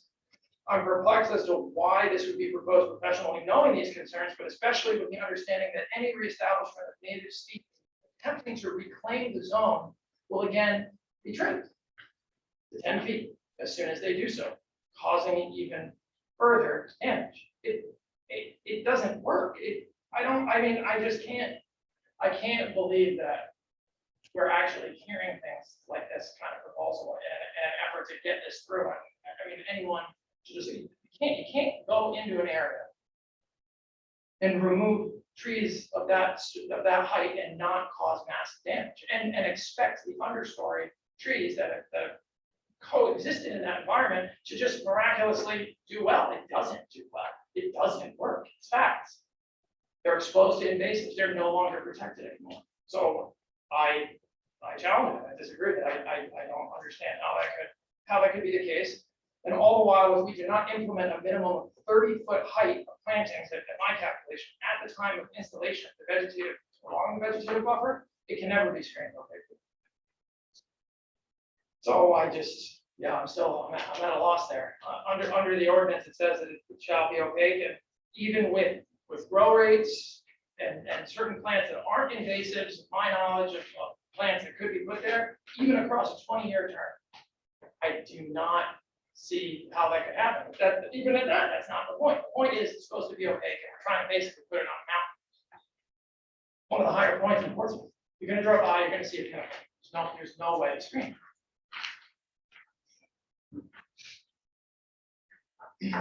It is a fact that sustainable clean drinking water at this time for our town is far more dire and valuable resource to protect than the proposition of more sustainable power production. However, that aside, I really would like to know if there's been any more updates on the concerns that I had before with the construction of the array, if that's going to be sourced out to local installers, if the maintenance is going to be going to local installers, if the power grid is able to infuse, and I brought this up at the council meeting on Monday as well, if this grid is actually contributing in any way other than assessed property taxes to the town of Portsmouth, are we able to tap into that power to divert in the event of a natural disaster or emergency, to stabilize our own power grid, the hospitals for emergency responders. I don't even think the grid is really set up that way, but that's a question that I have. The answer that we got last time was, there is a power contract, it is sold to National Grid, and it's supposed to go to a charitable style organization. I'm wondering from Damali, is that still the answer, or do we actually have anything else that would actually benefit Portsmouth as a town or the residents from the installation of this? Because we are obviously compromising this land. Do you want to address that, Mr. Lynch? You can say this. Well, The power is being sold to National Grid. What National Grid does with it, that's National Grid. It's not the applicant's position where that power goes. There are taxes that we pay to the town of Portsmouth. I'm not prepared to quantify what those numbers are. So, nothing new for you, Mr. Self. Well, I guess that's just a start reminder that the only thing we're getting out of this, besides huge liability, is profits for these guys and another power contract to National Grid. Now, we can say all day long, and everyone here knows that I'm not against renewable energy at all. But like Richard once said, ground mounted solar arrays are old tech when it comes to this. They are not encouraged. We have a very real issue here that we're not motivating and incentivizing solar on existing parcels, rooftops, areas where it belongs, area where storm water, runoff mitigation, surface water, all this sort of things can be contained more appropriately. Also, where the power can be used immediately instead of just sold off. We do not have a lot of things. It's the reason why those changes were made on Monday, because we're recognizing that imminent value. It's silly to think otherwise. We should all know that. Molly, you have, unlike any other solar proposal that has been presented in our town, decided to use the absolute minimum setback of only 50 feet, a vegetated buffer of only 30 feet, which on your newer proposal, you have now increased to 40 feet after the allegations against you. So thanks for the 10 feet, guys. Thank you. Really appreciate that. That's really nice. Knowing the proximity to the abutters, the amount of habitat and overall resource loss, and proximity to the drinking water supply combined with the slope and shallow soil, why is it that you have still only decided to add an additional 10 feet? It is easily arguable that this project deserves more than any other presented on the merits I, as well as the Rhode Island DEM, have made, and by reference to that conservation easement from the Newport Water Authority. That was back in 1997. I'm just very curious and concerned as an experience. I really do not understand why that is the minimum that you are placing here. I mean, you can obviously see that everyone is very concerned, and you're not. I mean, you're really not giving us anything. So is there any reason for that? I mean, because I think it's pointing to the fact that the array can't be shrunk, and like we keep saying, it should be. It really should be. So I'm just going to ask the question again: why can't we reduce the size of it? Well, that's up to Mr. Lynch whether he wants to address it. Well, we did reduce. Like Mr. Swan, the solar array has been reduced since we were here in October. And I will add to that, it has been. I agree. I did say that. Why only 10 feet? I don't know. It's a little insulting, I think, to everyone here that lives in Portsmouth. And that goes right on to the bottom. Thank you again for that insult. But what we can't determine tonight, because we had that beautiful rendition from the engineer in a car that would figure out how to safely operate it. We have no idea the panel density. So cool, we can have an engineer click a magic button, give us another 10 feet. But what did that actually cost us? Because the guy up there didn't really seem to know, and we don't know. So I don't really see the 10 feet as that much of as an offer, as it is really an insult to all of us. And honestly, I don't even really know what we got at it, because if it increased the panel density with that 10-foot setback, I don't get it. So I mean, I guess I was going to ask the question, but I don't think we can get him back up here. And even if we did, and he could get out of his car and answer for us, seems like he wouldn't know, because he didn't know before.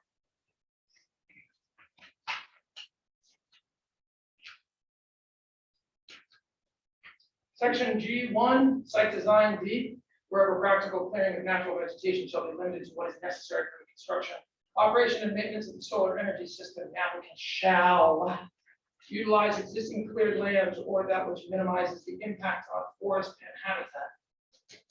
Here we have, again, on yet another ordinance item of important concern designed to help protect our resources. It appears to me that there is no cleared land on the site to utilize here. I would like to know how, if the entire site needs to be cleared for this, how is it possible for Molly to comply with this ordinance item? And on a side note, some of those pictures that you saw where there were not trees, that's their on-site water treatment facility, which is actually growing a little bit taller than it should. That's supposed to be kept on check. That's the first item I'd like to say on that, but that's the only area of that site that does not have mature trees on it. So I like the other pictures. I like that one. You guys should know what you're getting into. So yeah, that's my question. I guess if it's to the board or if it's to Molly, if you guys have entertained that idea, how you envision, how they envision, if you want to direct your question to them, they are complying with that item on the ordinance, because I don't see it. Yes, that's it. It's up to Mr. Lynch. I don't know what the question is. Exactly. I can repeat it again. So No, don't repeat it. I was just wondering how they're Just complying with that please ordinance. Move on. Seems like that's a theme. You moving on? Yeah, we do want to get this done. I don't. I don't want to be here till midnight again. We're here forever, and the abutters that are representing us I are here understand forever. completely, but let's move on. Sends a pretty powerful message, guys. If all you guys tuned in on Monday, kind of see what we're doing and what we're up against. And just to add a little bit of flavor to what's going on here. This proposal got started with a nice strong arm effort by a hired attorney, which is one of the other hired attorneys. You got an engineer and a landscape architect representing someone who does not live here. We'll probably never see it already. We're gonna see it every day. We've listed tons of ordinance items that are just not able to be met here. The concern is strong. The presentation, in my opinion, is insulting. I know that I want to be here in this town forever. Housing's getting more expensive. I'm looking at buying properties just to help house employees of the town. Just to, employees that work for me, they want to stay here and live and work. They can't even get that done. You know, idea what it costs you to do what I'm doing with my property? I said the same thing in town council on that. You can either take this as an opportunity to do what's right for the town, send a strong message to the next generation about what we can expect, our place in our home here, or we can just kind of watch people like this come in and storm all over us. I would like for the opposite. I'm trying to hold out for everyone, and I'm going to keep trying to do it until I don't think it's worth it anymore. Thank you, guys. Hang on. All right, we are going to take a short break. Before we do that, items 9 and 10, West Shore Solar 1 and 2. Solar, was it? Solar 280, 44, lot 15, there are 2 items on that. I doubt seriously that we're going to get to you tonight. We're just not going to be here till midnight.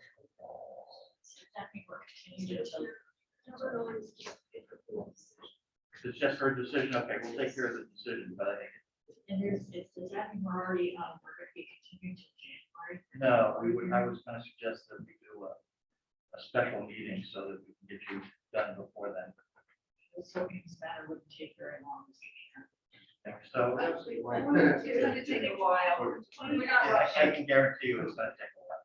There is one of these petitions that doesn't take a long time. 2 years.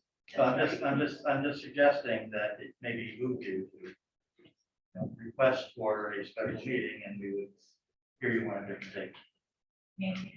Of course you can. That's why we're taking a break. All right, 10-minute break.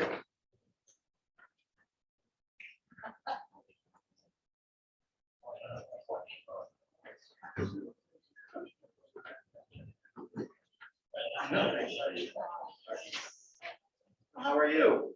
Fine, Mr. Chairman, this and that.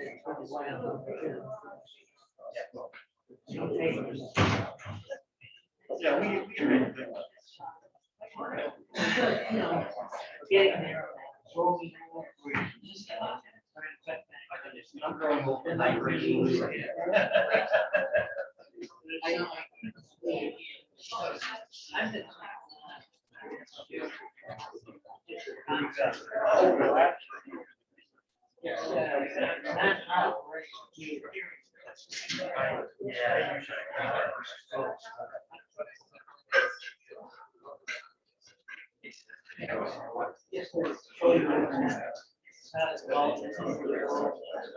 All right, let me.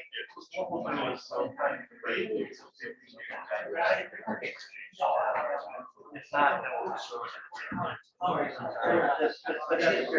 Yeah, I just wanted to.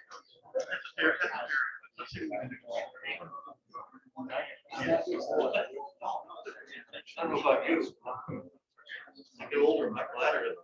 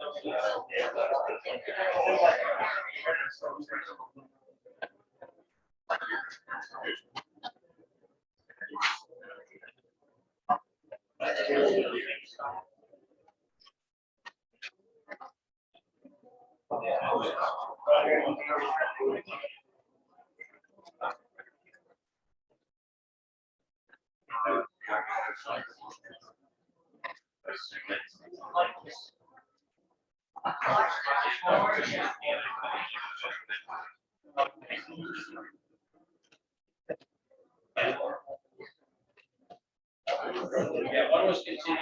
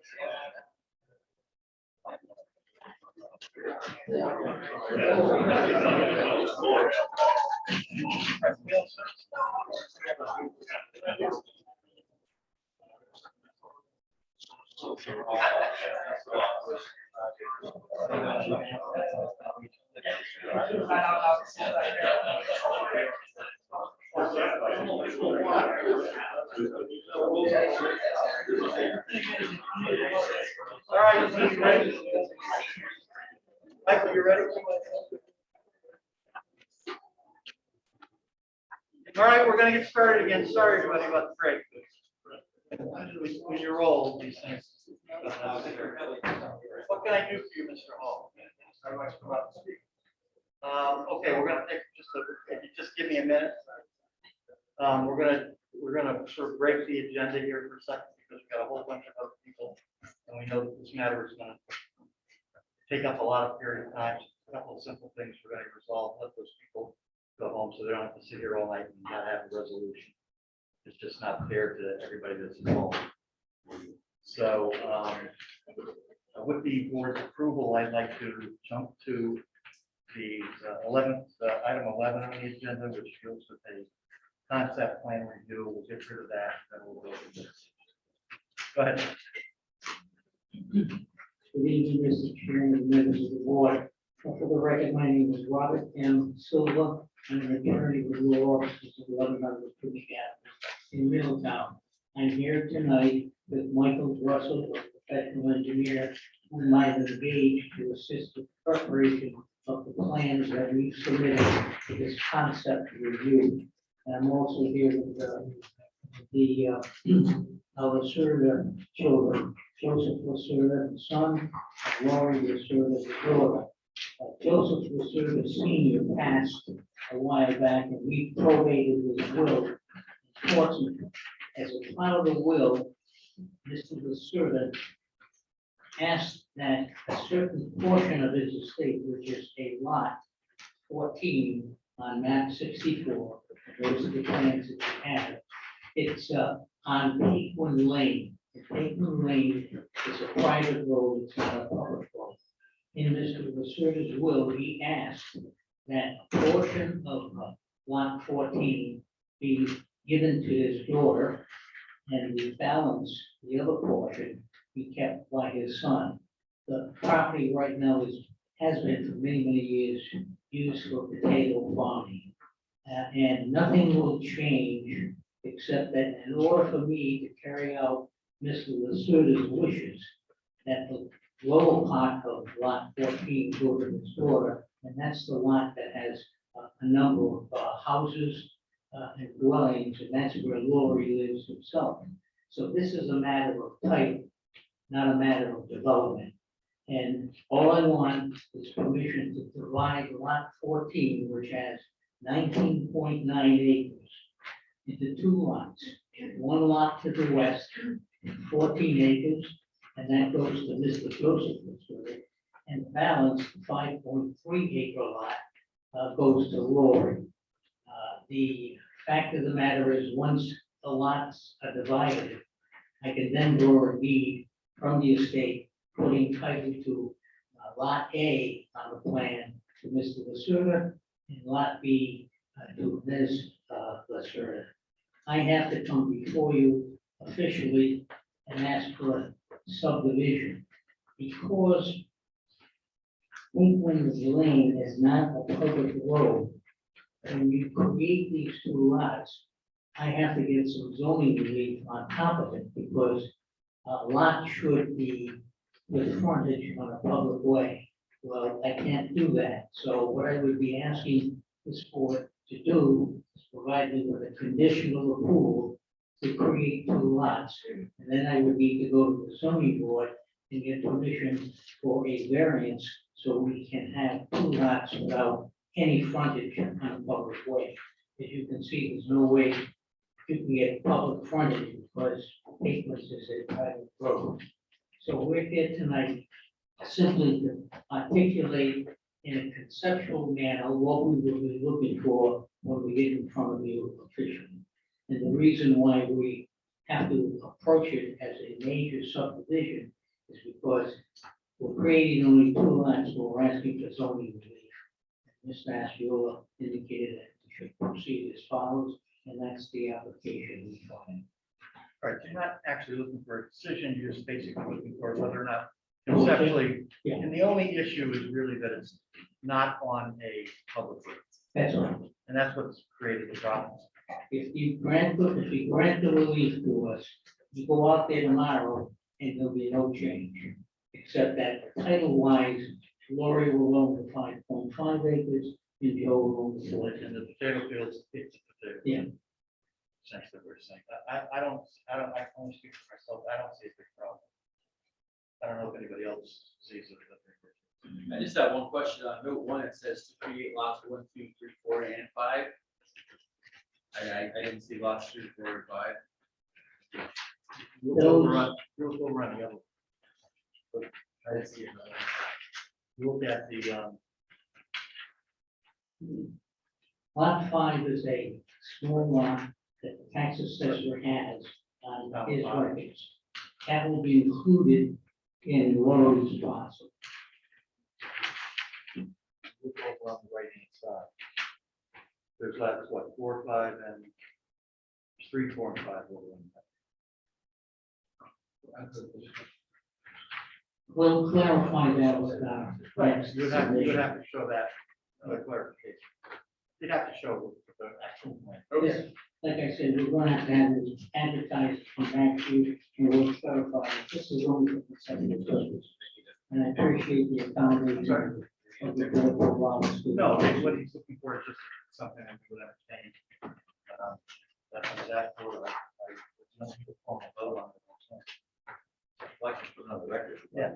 I'll make a motion that we approve the concept plan for attorney service purposes. This is Any other discussion? Anybody from the audience? I know that there are family members here. Just the family members, Laurie and Joe and Mr. Russell, who prepared the plans. So nobody else wants to speak on it? Hearing none, Walker Ball, in favor of the motion, say aye. Aye. Opposed? Ayes have it. Thank you for the accommodation. Again, if everybody would, on the Molly application, just bear with us a little bit. We've got 2 other applications. One both deal with Maine Solar, West Main Solar 1. One is a decision that we rendered earlier.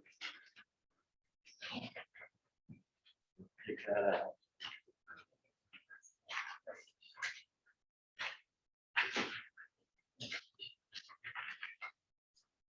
That should have been everybody's package.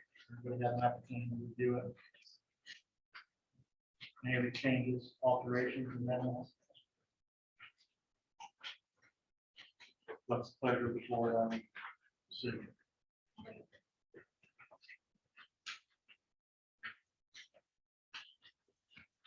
Make a motion to approve the preliminary plan decision for the areas of trustee people LLC. Westmead Solar One LLC. Is there a second? Second. Is there any other discussion? All in favor of the motion, say aye. Aye. Opposed? The ayes have it. Opposed? I oppose. All right, still 5-2. All right, now, council, you want to address number 10? Yes, Mr. Chairman. I kind of would like us to stay, but I think right here very clearly that that we will not be entertaining this tonight. So it's the desire of the board to continue this until the second week of December. It would be, We don't have a regular meeting, but I think that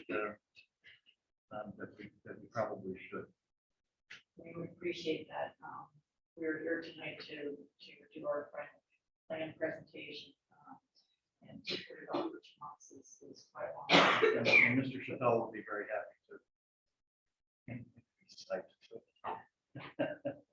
What's the pleasure of the board? Like we mentioned, that we can bump this to a special meeting in the second week of December, the 8th of December. Second. Any other discussion? Hearing none, call for vote. All in favor of the motion, say aye. Aye. All right, opposed? The ayes have it. So we'll see you guys next month. Just that'll help some people. All right, Mr. Hall? Yeah. So we're back to tomorrow. We're back to the mo. Yeah, if you're not here for the Damali thing, you can leave. I think most of them are here for that. Sorry, I didn't mean to interrupt. You understand, we're just trying to clean things up. We don't want people wasting their time. All right. Go ahead, sir. Good evening, my name is Robert Hale, last name is H.L. I live at 815 Union Street, in Portsmouth. I want to start with Mr. President asking a question. Have you or any of the board members received any written or verbal authorization or statement from Newport Water authorizing Ms. Small to speak on their behalf and represent anything from them on this matter? Mr. Lynch? Don't have anything. So that I would object to Ms. Small representing position of Newport Water Lines and to have this. You take that with a grain of salt. Sure. We don't have a right. I'm just, that's a concern I have. So I also, sir, Mr. Lewis, I just wanted to say, please don't assume acquiescence if you have not received an objection or raised concern from the parties. I interpreted your comment as, well, they haven't objected to it, so if I'm wrong, then I'm wrong. I'll address it. As an abutter, they were sent the same package of information with instructions that we were going to have a master plan hearing. If there is if they choose to respond, it's entirely up to them. Absolutely. To this point, they have not. And all I'm saying is, do not interpret that as constituting that they acquiesce and don't have objections. No, and I appreciate your comment. Obviously,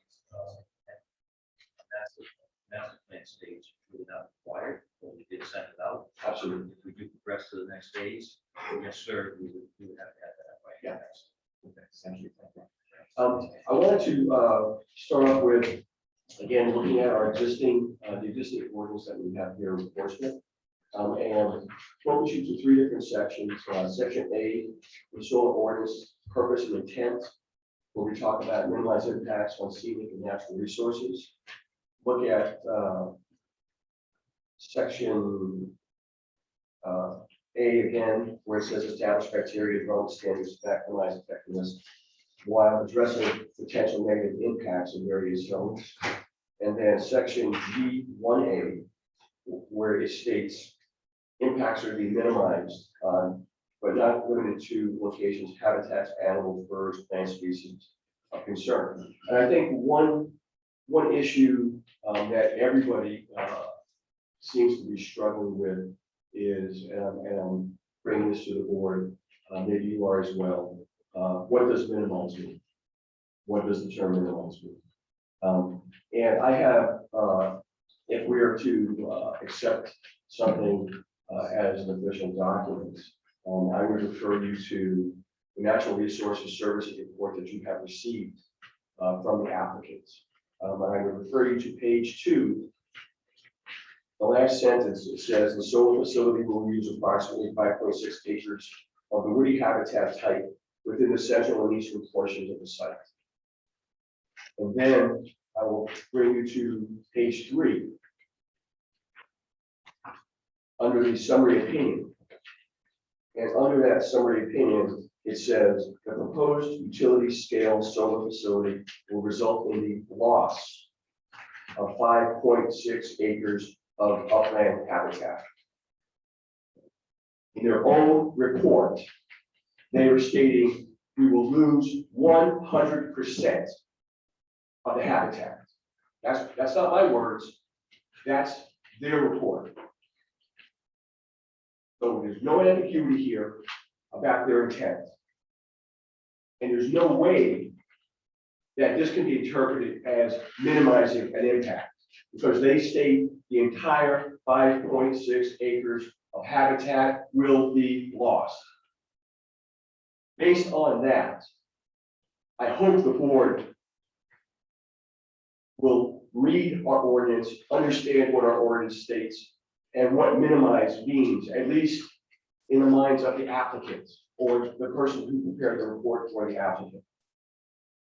This is not minimizing anything. This is the absolute total destruction of the habitat. End of story. No ambiguity, no subjectivity, their report states it.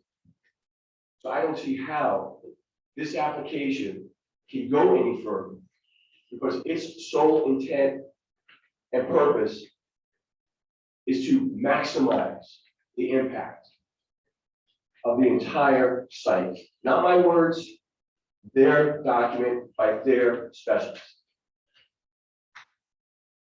Clear as crystal. So there's no way we can go down this process of master plan, preliminary plan, or final plan, because this never changes. We should not consider approving a master plan when it states right here in writing the 100% destruction of habitat. Again, their report, their words that they provided to you. This is their intent. This is their purpose. So please, if based on anything, if you need any clarification about what minimize means to them, that's what it means. And that clearly does not meet multiple aspects of our current ordinance. So I hope that you would enforce that. And at this meeting, if you should take a vote based on the fact that they cannot meet those sections of the existing ordinance, disapprove this application. Because if that doesn't change, the scale and the scope and intent of this project, as you have already received, if that does not change, there's no way it's going to meet the ordinance. One other item I wanted to ask, and I believe in the absolute integrity of this board, but I would point you to a Newport Daily News article that ran this past Monday. Now, a question I have for you, Mr. President: does Mr. Lozinski represent? Thank you. President of the board. I'm sure. Chair, I'm sorry. Mr. Chair. No, I'm just. Does Mr. Lozinski represent the opinion of the board on a matter that has not been discussed? Mr. Lozinski is our administrator. Okay, well, The board makes decisions. I would want to quote here for you, because it brings into it brings question. The Daily News asked Lozinski about the residence environment.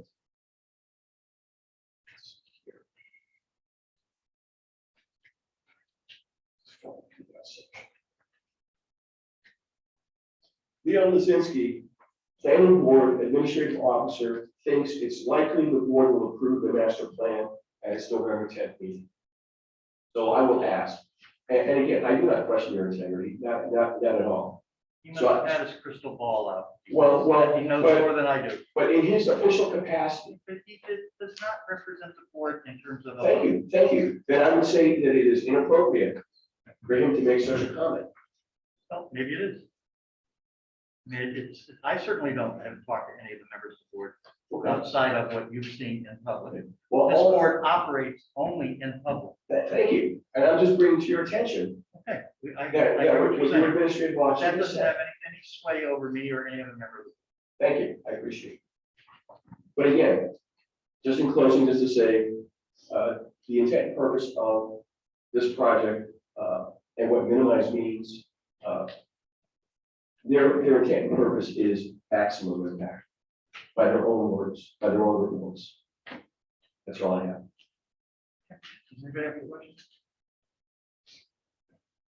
All right, sir, thank you. Thank you. Who's next? Come on up. You know the routine, right? I do. No, thank you. Jill Munch, 775 Union Street. I'd like to just briefly revisit the whole the whole Newport Water Department letter episode. In my recollection, in the July meeting, the project folks were asked to get a letter from Newport Water Department regarding their project. It never occurred, we never got a letter, as they just stated, they have no letter. But in the October meeting, I believe it was Lynn, the engineer, said that she had spoken, Ms. Small, excuse me, Small, spoke to, on the phone, a verbal conversation with, who was probably the department head of the water department, made a positive gave her positive feedback about the project. And that was in the minutes of the October meeting. So my question, I guess, to Lynn, Ms. Small, excuse me, is if the water department supervisor could provide her with some kind of positive feedback, he must have seen something, some plan or something that led him to make her believe that and repeat that to the board. So what was it that he saw, that he reviewed to give her that impression that it was in that watershed, that certain area, that there was positive feedback for this project? Well, let's find out. Okay, Mr. and White. then, okay.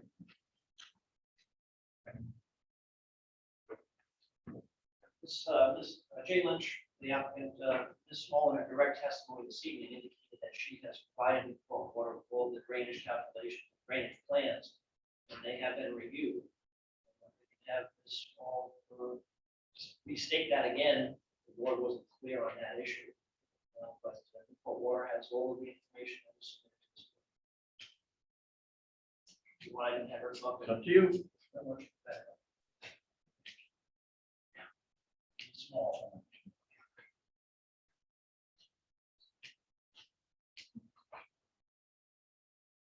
Well, if you could just, again, testify about your discussions with Mr. Schultz concerning this project, what information you have provided to date.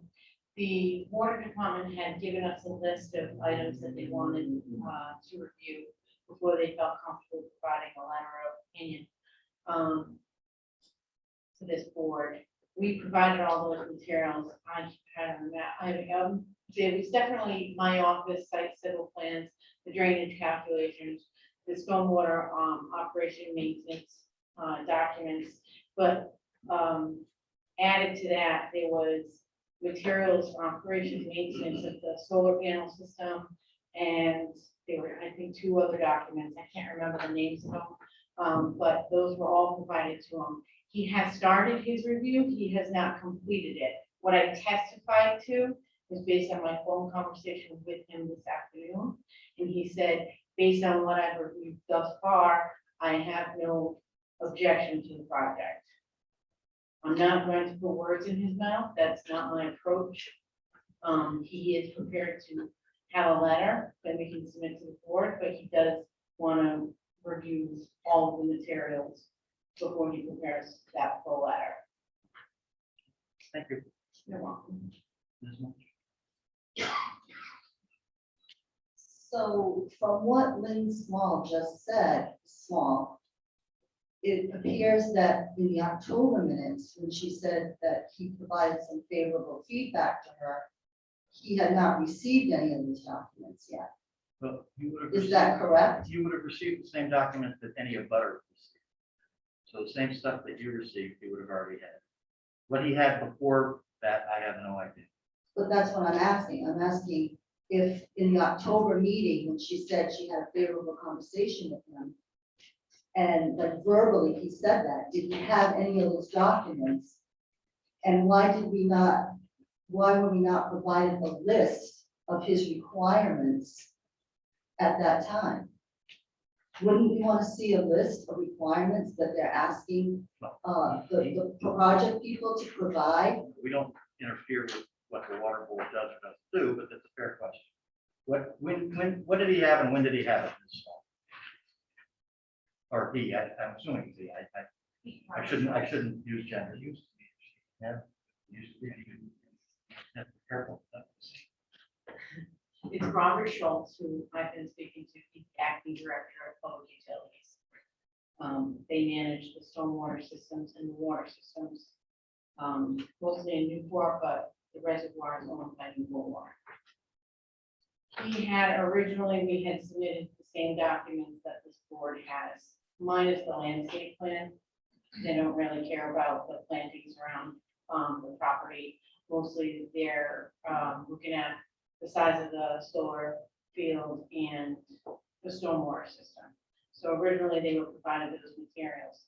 He responded back to me and said that before he felt comfortable writing a letter to the board, he would need the following materials. At that time, we explained to him that we are only at master plan level, and all of the requested materials for materials that this planning board requires as part of your preliminary plan review. So if you're looking for a list, you can look in your ordinance and they're listed there.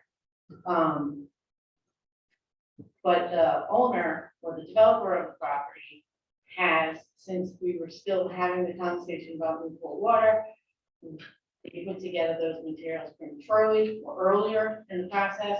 Once we have them completed, I put them on a thumb drive, dropped them off in Newport Water. He's only had them for a few weeks, 2 or 3 weeks. It's a very busy city. They have a lot of responsibilities.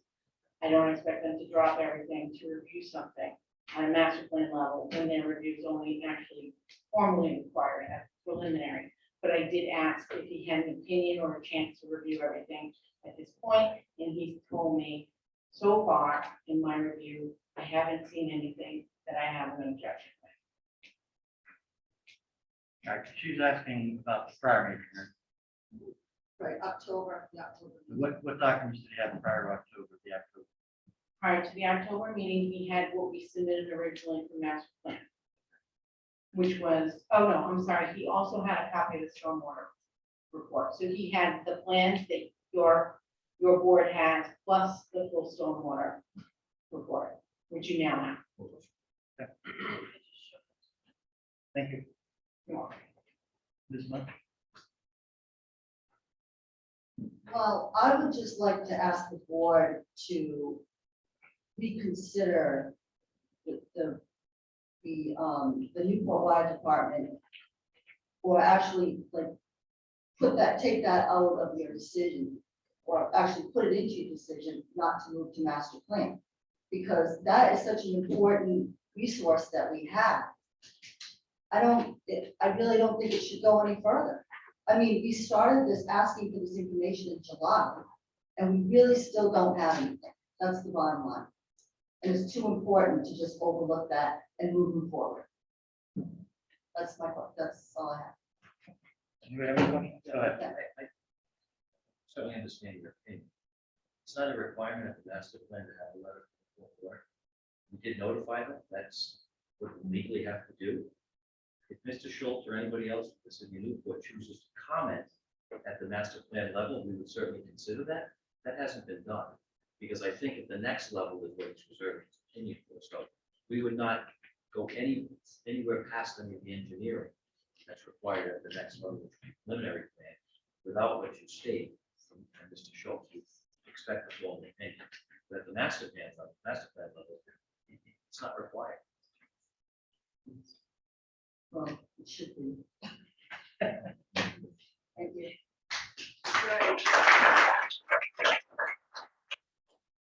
All right, who else? Mr. Munch, is there anybody other than Mr. Munch? Yeah, please.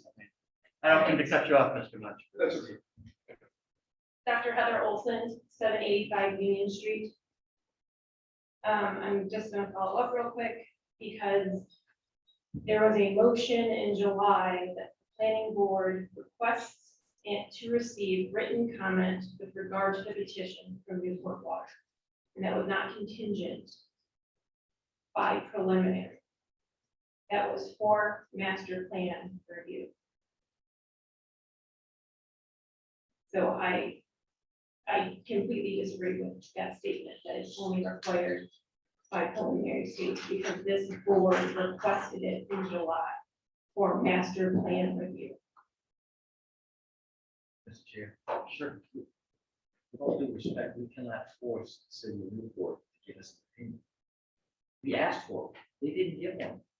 At this level, And that is fine, but that means this proposal should not move forward that is not what to that the means. next stage, That is not because what that that is what means. was requested for you to fully review and approve at a master plan for this project. Remember, you all have the ability to make site-specific requirements. And that was one for this very sensitive site. You want to know what the water department is going to say. And it's a game to say, well, we can't do that until you give us the next approval. If this plan is not able to stand on its merits at the master plan level, then by definition, it cannot move on. I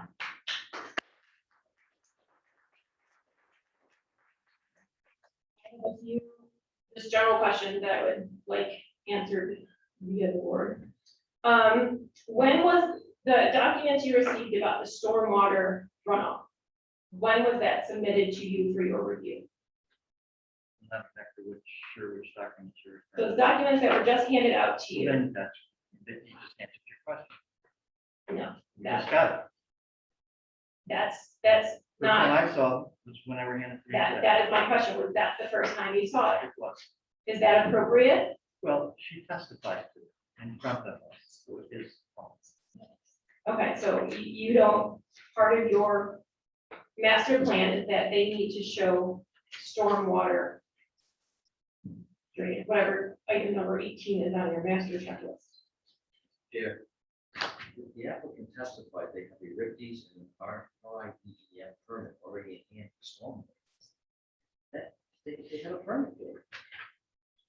Well, my understanding was being submitted to the board for review had to come in for at least a week for proper Obviously, if we review. get it to review, they have an existing permit. It's already been reviewed. That's what they testified. Okay, well, my question would be, when did if the water department was given the storm water plan sometime between July and October, why was it just now given to you? And why was it not provided when we had asked multiple times when we came to the planning board office for documents submitted? Well, I don't know when it was prepared. There's small things to address that. The small, again, Mr. Lynch, I don't know. I'm not sure I didn't understand the question. What's the question? The question is why, if this stormwater drainage, I don't know the proper term, was submitted to the water department potentially months ago, why it was only now just given to the board and never provided to the abutters that have been requesting full documents on this proposal. Mr. Lynn? I can have, the small, that's fine, when she submitted the stormwater report. Sure.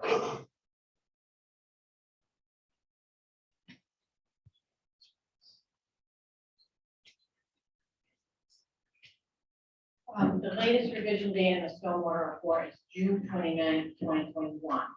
The reason why I provided it to Newport Water when we first requested their opinion was because I felt that they would be interested in the stormwater analysis when they did their opinion, and I didn't want to waste that time. The reason why it was not submitted with master plan is because it's not a requirement at master plan. It's a requirement at preliminary plan. It's submitted now because the last time we were at the hearing, it was continued specifically so that we would come and testify towards the stormwater at the next hearing, which we are doing. I submitted 2 full copies of the stormwater report to the planning board, so they are there. Those watershed plans that I provided to you individually today are included in that report, as are the soil evaluations that show the permeability of the soil and the full hydrocarbon analysis of peak runoff for different watersheds that I described earlier. All right, thank you.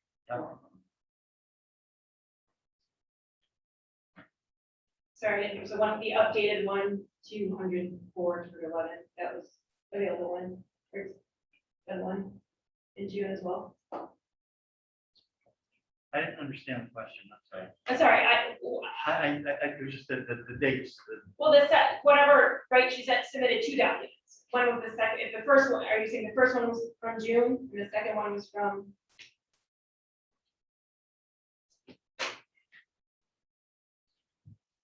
I said that the report was last modified or updated by the state comments June 29th, 2021. It was submitted to this board for this hearing 2 weeks ago as required. That's why we're just given it. At the last meeting, we had a conditional continuance subject to having materials to discuss stormwater. It's not a checklist item, it's part of the master plan submission, and it normally is not submitted until preliminary plan submission. We submitted it for this night so that we could present upon it. I'm still confused because she submitted to you 2 weeks ago. I don't know how it just appeared today. Mr. Chair, Sure. so in our minutes, as I made the motion, I requested that they provide some type of rudimentary stormwater management design. Right. Unbeknownst to me, they have a full management design, which is not required in master plan. Mr. Wall submitted to Mr. Lozinski 2 months ago for our review, and they testified to these plans tonight. So they do have a full stormwater management plan, which is not required at master plan. Okay, so when we went to the office and asked for all documents pertaining to this proposal, we were not provided with that. And we were told that there was no stormwater information, so. We were lied to then. Let's see, I also just, what is number 18 on your master plan checklist then? Does it not say that they have to address stormwater, watershed, something? Isn't that part of your checklist?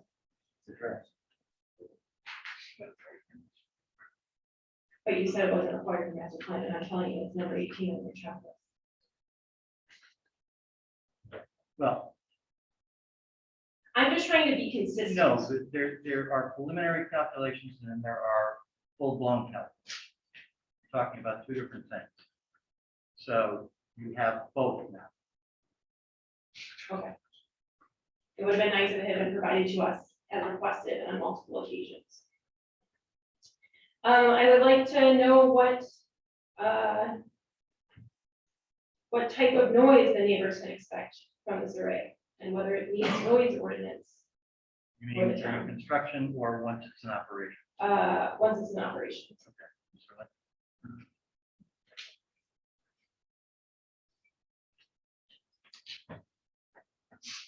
Based upon, Jay Lynch, based upon discussions with the applicant, there is not going to be any noise generated from this site once it's operational.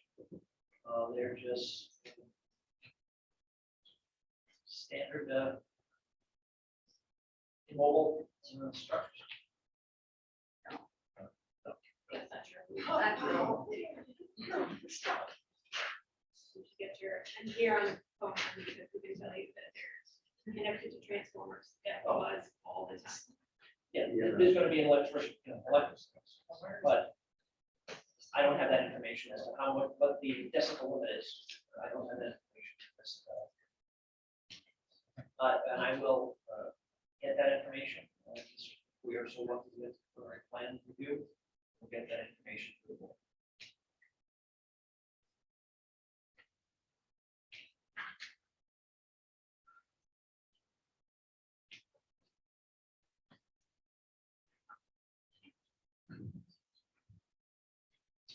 Where are the transformers going to be placed in this project? Where will the noise be generated from? You gotta wait for them to get over that.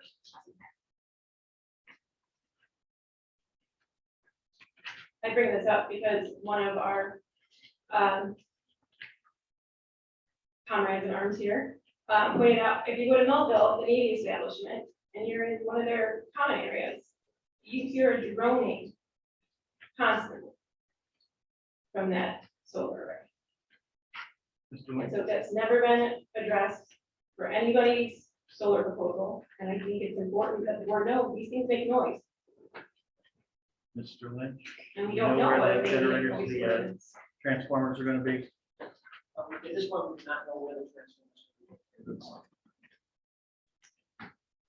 I'm sorry, with the small ones. Ms. Small?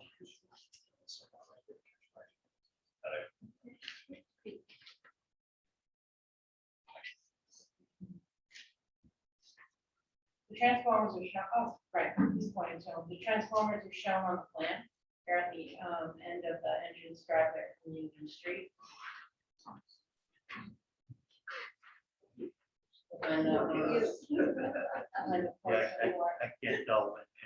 can you see it up now?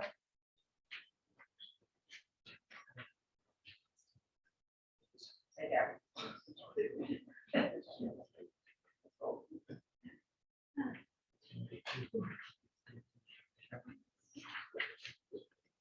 Oh, I see what you're saying. It's also really more like that catch fire. Got it. Good to know that many of us may have known that East Greenwich solar array set fire last night. Where will the power lines be placed on this project? You know that? Lynn? Well, on the plan. That's right, please explain it to me.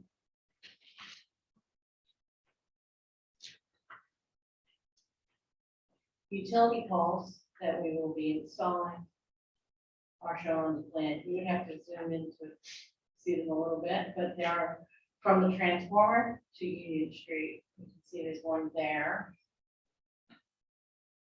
There's an existing one next to the access driver that goes to the Newport Water building that's in there. And then it goes out to Union Street. That has already been reviewed by National Grid, from what I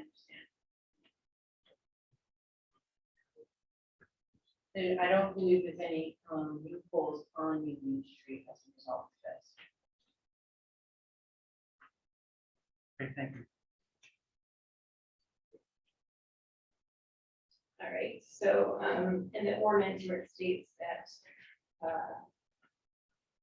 power lines shall be buried underground. Just a note that that is also a violation here on this specific proposal. I also have a question on, since we've heard that their only stormwater mitigation strategy is meadow grass. And we also know that they plan on clear cutting 100% of their site. What is going to happen during construction, during a heavy rainfall? Where's the water and the soil erosion going to be controlled? How is it going to be controlled? Ms. Small, you want to address that again?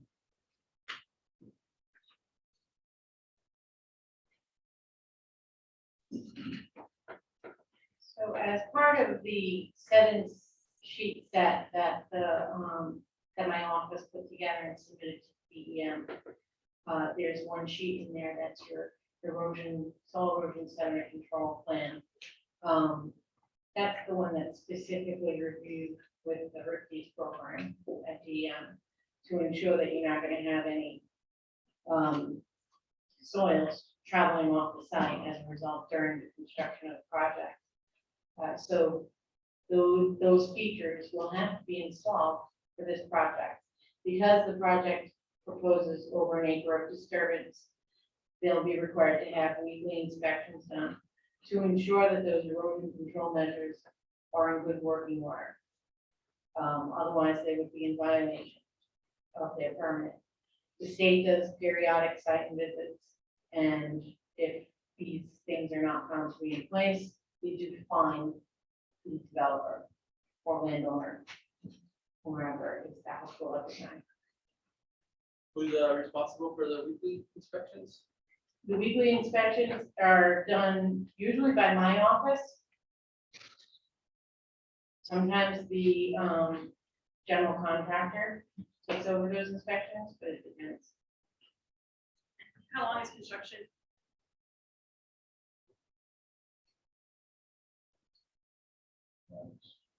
I don't know the answer to that question at this point. Is there an estimate how long we need? Time what's left on the bottom of the site? Am I supposed to respond to these? Well, if questions? you know, if you don't know, then you don't know. It's my opinion, there will be a mudslide on this side.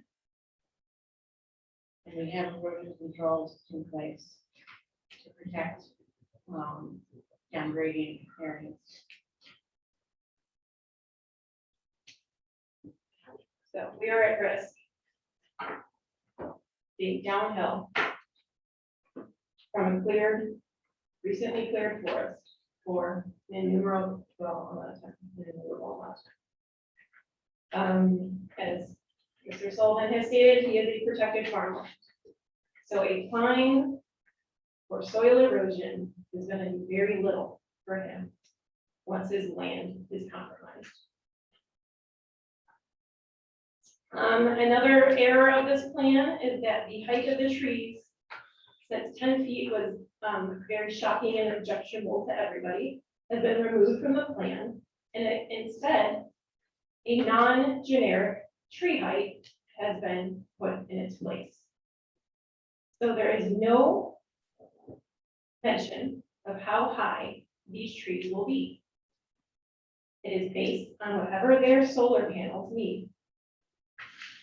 That is a very critical point to this point. There is no way that this master plan can be approval with saying we will cut them to where we need for our solar panel and figure out screening. What level of screening we're going to can get away with at a later date. Anything short of a few inches off these trees, unprofessional opinion. Any small amount cut from these trees is the only way to keep them from becoming a border of stumps. If they cut these 30, 40, 50 foot trees down to where they need for their solar, we are going to have stumps. Please don't be fooled by their selective pruning. We will have stumps left.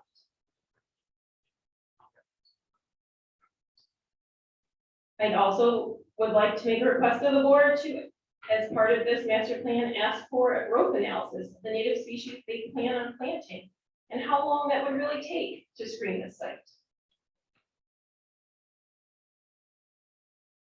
Because based on what we know about the soil and how long it's taken the trees to grow to the height they are now, it's going to be well after the solar array is decommissioned. I'd also like to point out that I believe that the 50-foot setback is not being honored. According to the ordinance, section E2B, a 50-foot setback needs to occur. Our obtuse ordinance has allowed their proposal to say that's 50 foot to the first array. However, part of this plan includes the road, the fencing, and all of that should be placed 50 feet from the property boundary.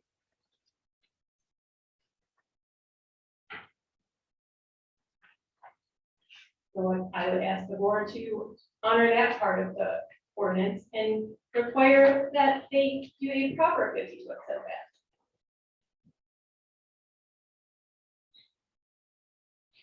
As everyone knows, there's a permit to town council meeting on Monday, and they opened by saying that they wanted everyone to know that the Navy property was not their fault and they had nothing to do with it. My response to that is, if you think the Navy is bad, this is going to be worse. This is going to be a shining beacon on top of our hill for everyone to see in all directions. Because they cannot be screened. They cannot be blocked. It's going to be 30 feet in the air for everyone to see. So if you think driving down West Main and seeing something at eye level is bad, wait till you see something this high in the air, this big. I would be remiss if I did not mention that the amendments approved by the council on Monday night, although they do not technically apply, do not automatically apply to this proposal. The town council commented to the audience that they would instruct this board that they should follow suit with the amendments that were passed and keep in mind their power to make site-specific adjustments. And they have provided now a framework for what an acceptable site-specific adjustment could be. Some people have pointed out inconsistencies in this proposal. I'm going to go ahead and call some of them lies. First, I'll start with when they did come and meet with us, we in no way said our main concern was the screening. They came and they told us that they were going to shrink this site as much as they could and give us as much as they could in screening and as high of trees as we can. And we said we can make no comment on this proposal because you have nothing to show us. So their comment that our main concern was the screening is not correct. We've also shown that in their cross sections, they purposely have misled you to believe that they can adequately screen this property. They choose elevations lower than the maximum heights that will be seen and where solar panels will be placed. They are also lying when they say that they need this ordinance.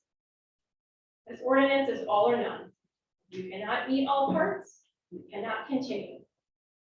We believe they cannot meet the minimum disturbance. They cannot make an opaque screen. And they cannot not impact the water and wildlife. So in my opinion, there are on multiple fronts, they cannot meet sections of this ordinance. And I will also add the power lines. The summation, if this is the best they can do, right? They just said this is the most they can shrink it. Then this does not need to continue. We can end this here. This is not a proposal that is acceptable to go on to the next level. There, if you can't show the prettiest and best picture at a conceptual level, what's the point in going and asking for specifics and seeing if they can come up with some math that might look good? Because they can't draw a picture that looks good. They can't even pretend to screen it and shade it and give us more than the minimum. So, in my opinion, there's no need for this proposal to continue because they cannot meet the current ordinance.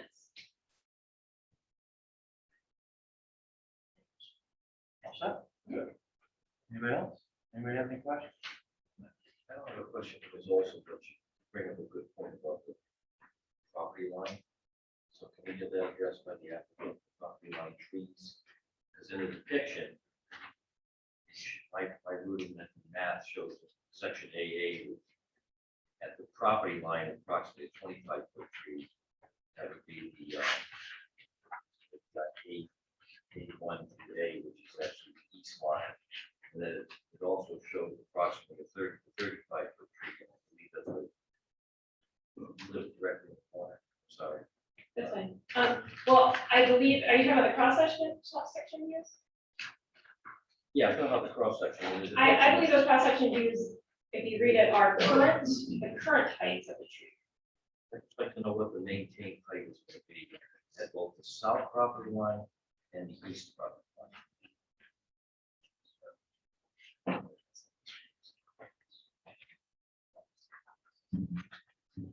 Again, for the record, Kevin Albertson, is the architect. The cross sections, we could look up. Thanks, congrats.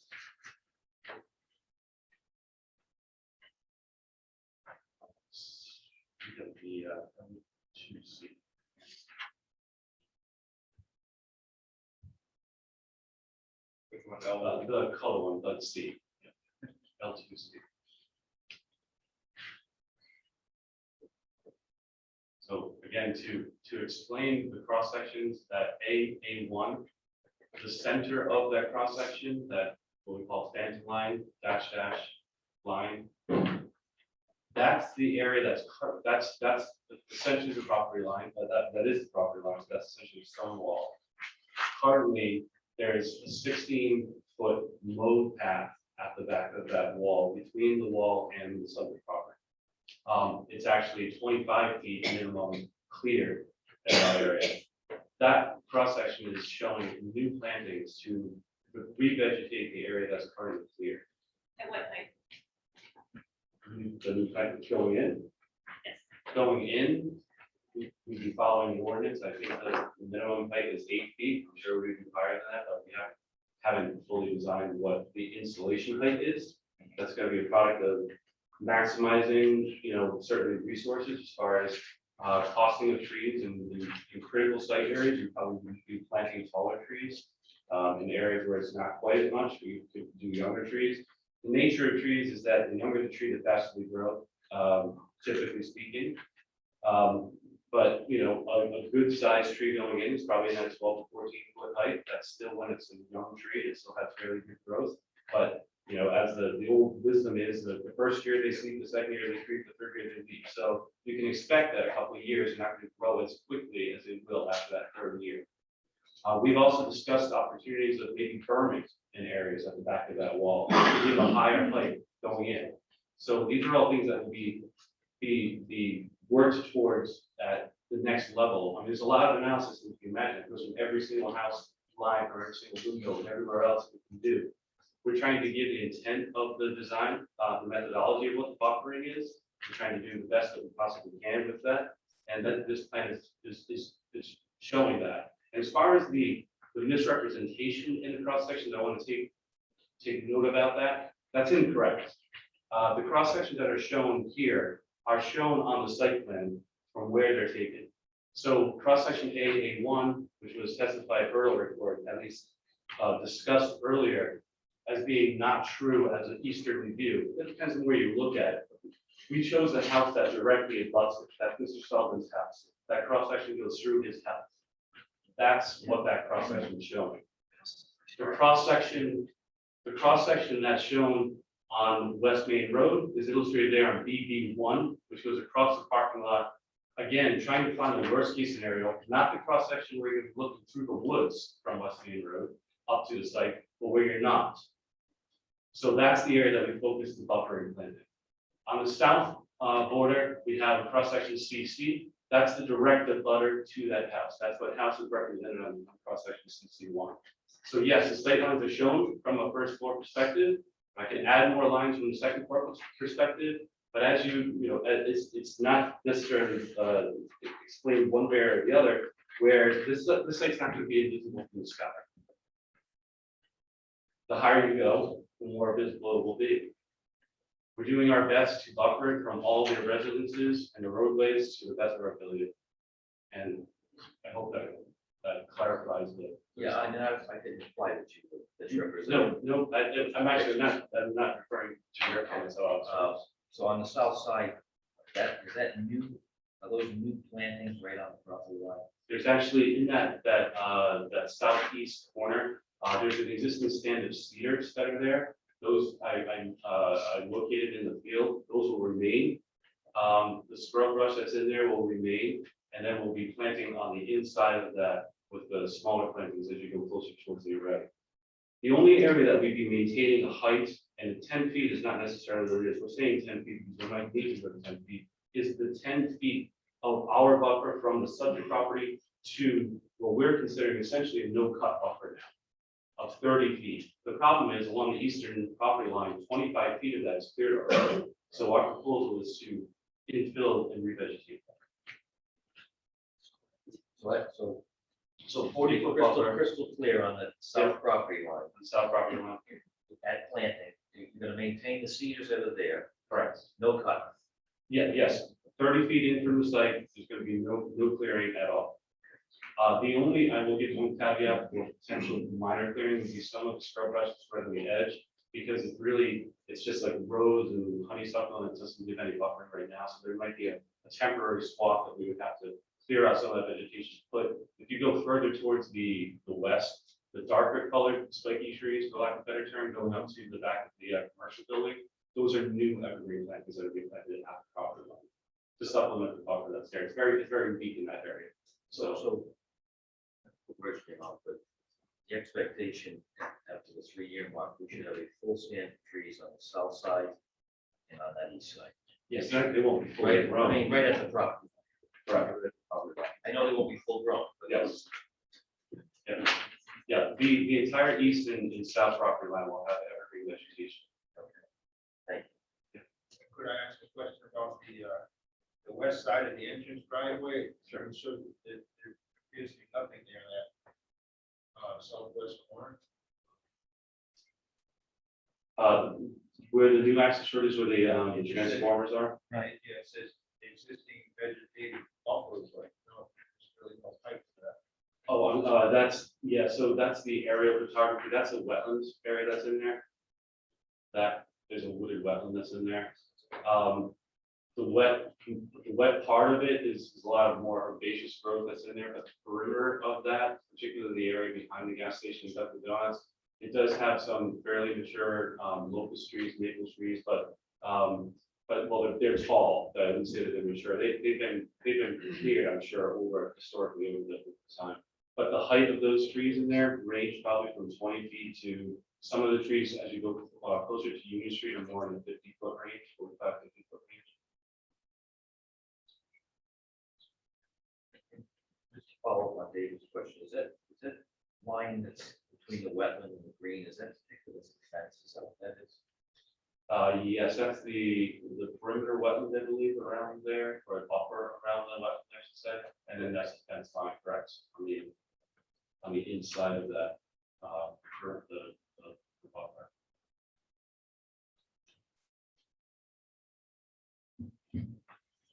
Chairman, if I may Any other ask a couple questions? Sure. Now, just want to follow up on some of the representations that were made by Mr. Sullivan, that you intend to have a 10-foot height at the mountain. That's incorrect. that will be maybe inside of your 30-foot buffer? The only area that we would be managing, removing some trees and limbing up other trees is within that 10 feet on the inside edge of 40-foot buffer. So we're trying to maintain as many trees as there are along that interface where the secured edge, where our 30-foot, buffer is. Some of those trees on the backside may need some pruning. They're, kind of overhanging certain things, but the intent is only in that 10-foot between the, we'll call it the fence line of the array to the inside of the buffer. That's the only area that we're going to manage. So the rest is pretty much no cut zone. Correct. Yeah, other than some potential limited, brush removal, we'll be able to put new plants in where it's very thin. Correct. And that was a representation that you intend to clear cut, 100% clear cut. So is that under consideration? But the property, we're maintaining around certainly around the eastern and southern portions of it. We're maintaining 40 feet of vegetated buffer. Along the west side, we probably have a vegetated buffer along there. But within the fence portion of the array, you do expect that all the trees will be. Everything outside of the array that was not to be touched. Correct. Anyone else have any questions? All right, thank you. Sorry. Okay, like to follow up with saying, yes, it's clear that they chose to do the cross-section views using not the highest points of the site. So, yes, they chose one side of Mr. Sullivan's house, the back side of his house is dead in line with the highest peak. Same for all the other views. They did not choose the view from the highest peak. I would also like to note that if trees are supposed to be kept within 30 feet of the boundary, if those trees are not above 30 feet high and a constant sea of 30-foot trees, it will not be screened. So can you answer how many 30-foot trees will be kept?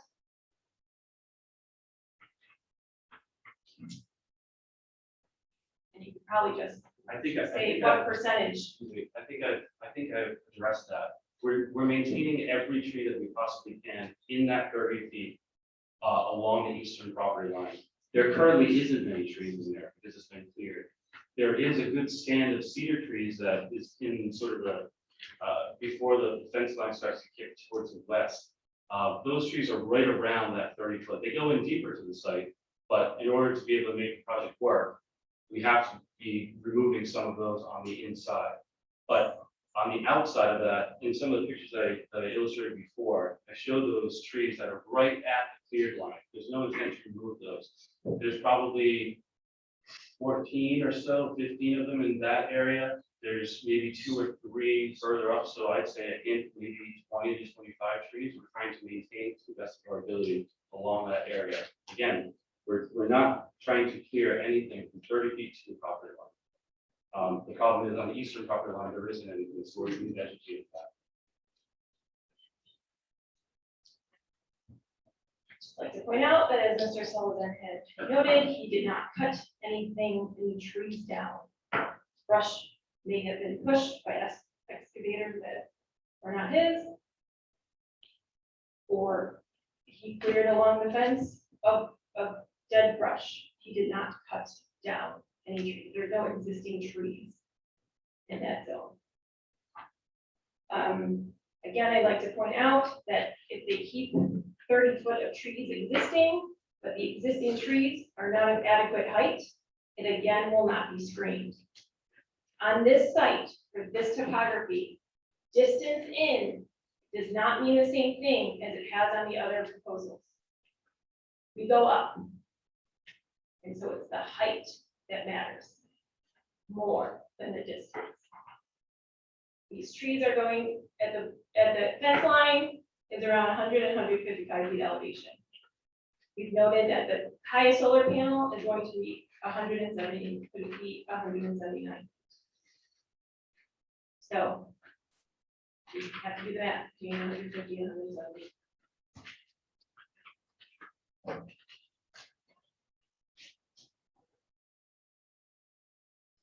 It just like to point out that, again, keeping more width without the height does not screen this site for the others. Hang on, you have any questions? All right, thank you. Thank you for your time.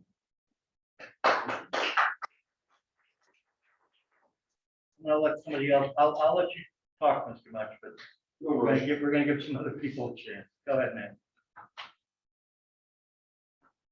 I only have, oh, sorry, Robin, 49 West Passage Drive. Thank you.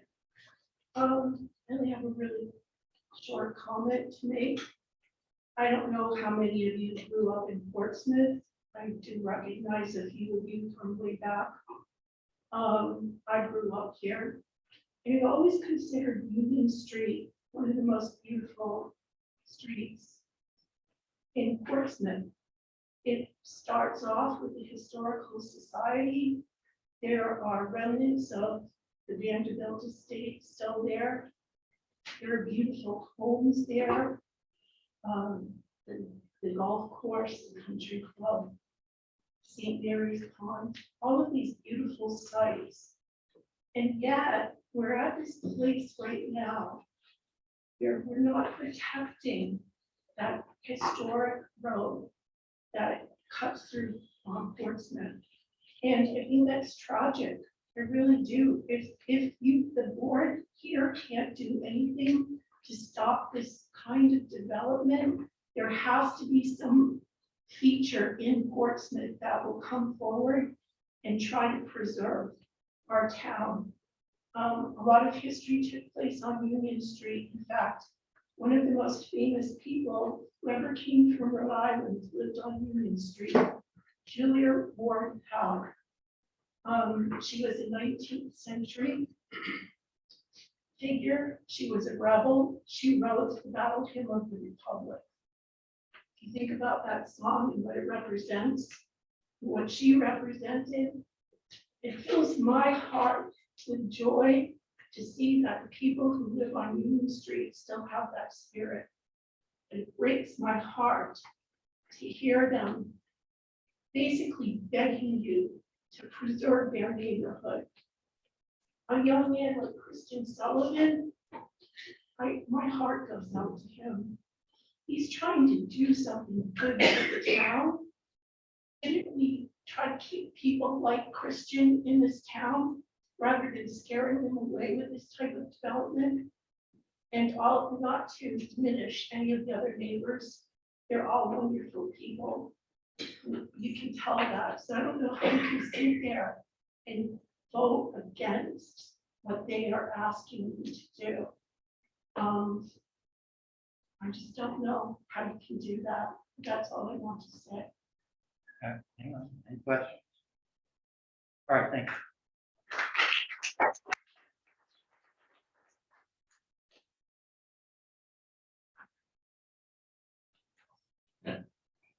Dave Croston, 118 Sweet Farm Road. Mr. Chairman, members of the board.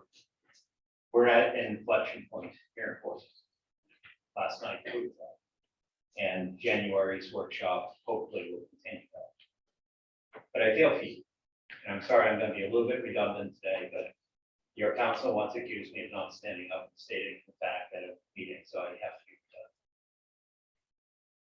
that. I want to bring you back to 1 year ago, when the proponent who submitted the original ordinance stood before you, stood before the town council, and really sold this as the most flexible ordinance that provided you the needs to actually listen to the residents, to interpret what they're saying, to interpret the elements of a plan, and to have the flexibility. And my God, did he go over that flexibility as that proponent would, and quite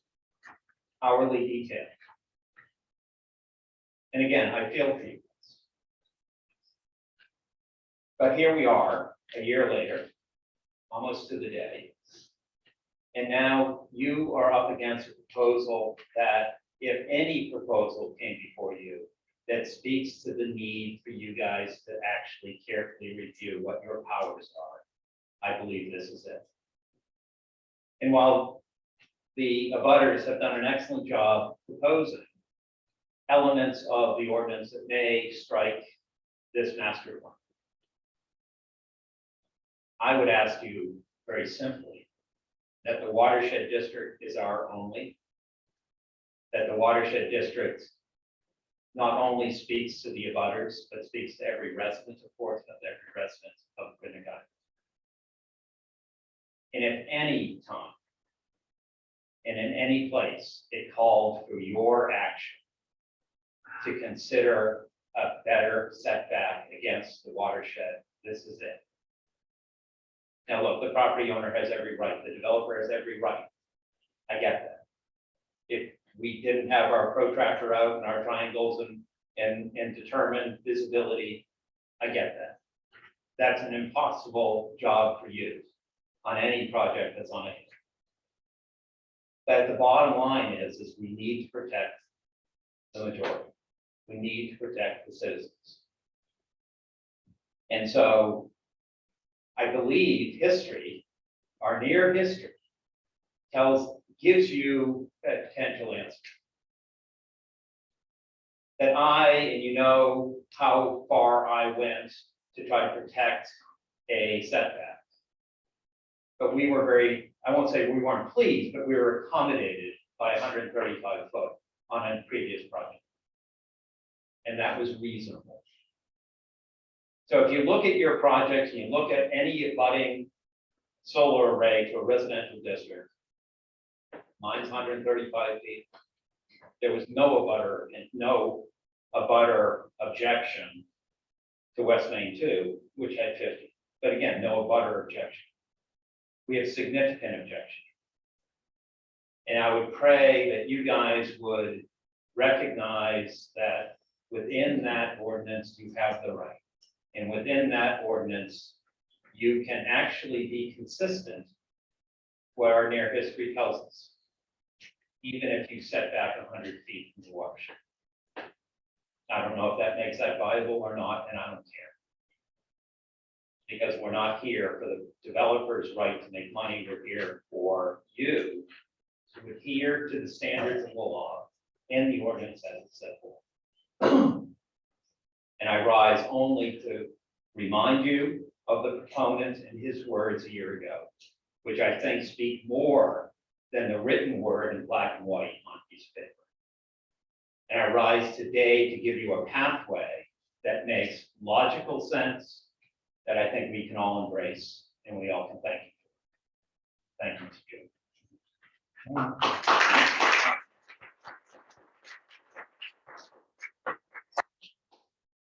All right, thank you, Mr. President. I think you're up, Mr. Munch. I don't even know if I want to follow that. That's completely up to you, Mr. Munch. You haven't missed an opportunity yet, so why start now? He did that a lot better than I did. Thank you, brother. It was great. I just wanted to, I'm just going to do one very specific thing. East side screening. I'm not even going to talk about the height. I think we've covered that. Can't be height-wise, it can't be done. But I'm assuming Kevin was saying 40 foot of vegetated buffer. Take away the 20 near the wall, which has to be planted. There was never really anything there. It was all briars and low overgrowth on that basically totally demolished wall that was there. That's what was there. That's what Christian cleared out to build that wall. His men spent hundreds of hours last winter building that wall. So that's going to be filled in with 5, 6 foot stuff, something like that. He's saying the inside 10 feet is going to be pruned to 6 feet. That leaves 20 feet. wooded area that's there that is still vague about how high that is. I don't get an answer about how high that's going to be. 20 feet is less than the width of this room. So you're talking about 5 or 6 foot plants on that 20 foot near the wall, or whatever. 6 foot on the panel side, 20 feet, right, of some of that forested stuff that's there that is probably going to get pruned or isn't high enough to do any screening now. I think about my age. I think about all that. I don't like to say it, but I'm going to be long dead before this thing is ever close to being screened. It's impossible. And on the west side, as I said before, there's a big area in there where there are not trees anywhere near as tall as what needs to be for that thing to be screened. I think Heather said it really well. You're going to drive down West Main Road and you're going to see this. You know, if you guys want your name associated with that, that's one thing, but it just can't be done. And that's all I wanted to say. Thank you.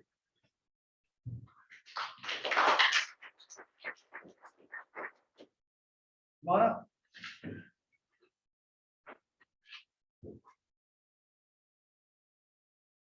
Block Project, 73 West Passage Drive. I actually thought I was going to come and talk about the other solar farm going in near me, but I'm not sure if that slippery slope's going so fast that I can't catch it. But I will try to hang on and catch a little bit of this one and maybe just give a little bit of insight of what it's like to know that something's 50 feet from your property line. And I think it's true. Do you really want that to be your legacy? That monstrosity is in our town. Because right now, it's in your hands.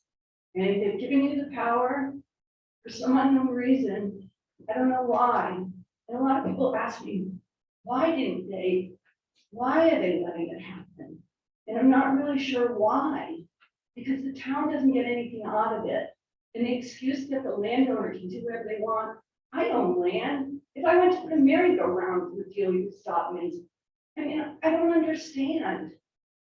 If there was just some reason why, then, you know, maybe it would make some sense. But there's no reason to it. And when people ask me, even people from out of our town, what's going on with this solar? I don't know what to say to them.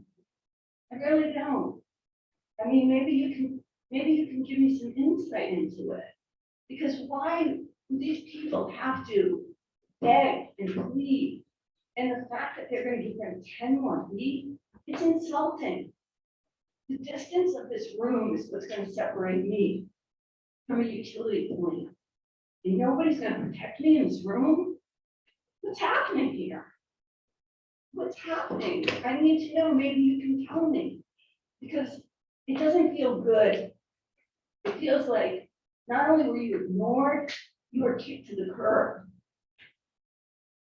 Finally, the other night, there was some relief. Finally, all the pressure that had built up, there was a little bit of relief. But only if you now say that these people also deserve it. I deserve it. I've come to these meetings. Mr. Chairman, I asked you at the very beginning, am I wasting my time? You said, no, keep coming.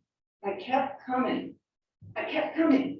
Tonight, I didn't even get to speak, and the one near me was pushed along a little bit further. Well, please note the time. It's almost 11 o'clock. We would have gotten to that position. I understand that, but you're talking about time. I'm talking about 20 years of my life having something 50 feet from my house.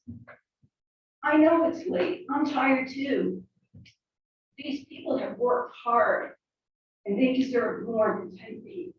And I think that these people should be embarrassed to come in here and try to bully our town into something that does nothing for us.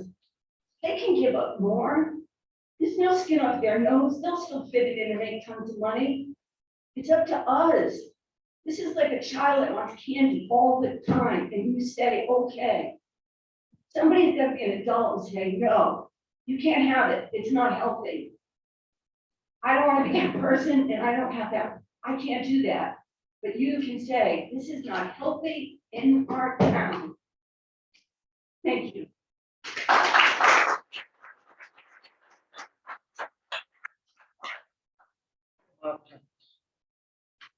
You know the routine, right?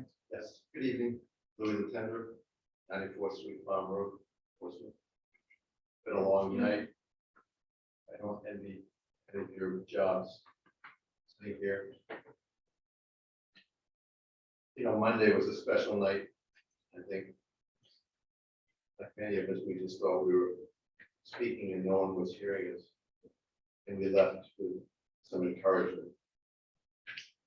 There's nothing I could say that hasn't been said about the project that's being proposed. I think it's transformational to the town though. I think it's going to change. Very special street. It proposes dangers to our aquifer. It's going to cut down mature trees. I see some of you hedging a little bit, and I think that if you just really think about it, I think that you can come up with a reasonable reason to reject this project. I also feel like there was a little bit of a push from the attorney when he started speaking, that there was some pressure there put on the town. I didn't appreciate that. So I do appreciate all the homework that's been done. And I appreciate your time and listening to us. Thank you very much. Good evening.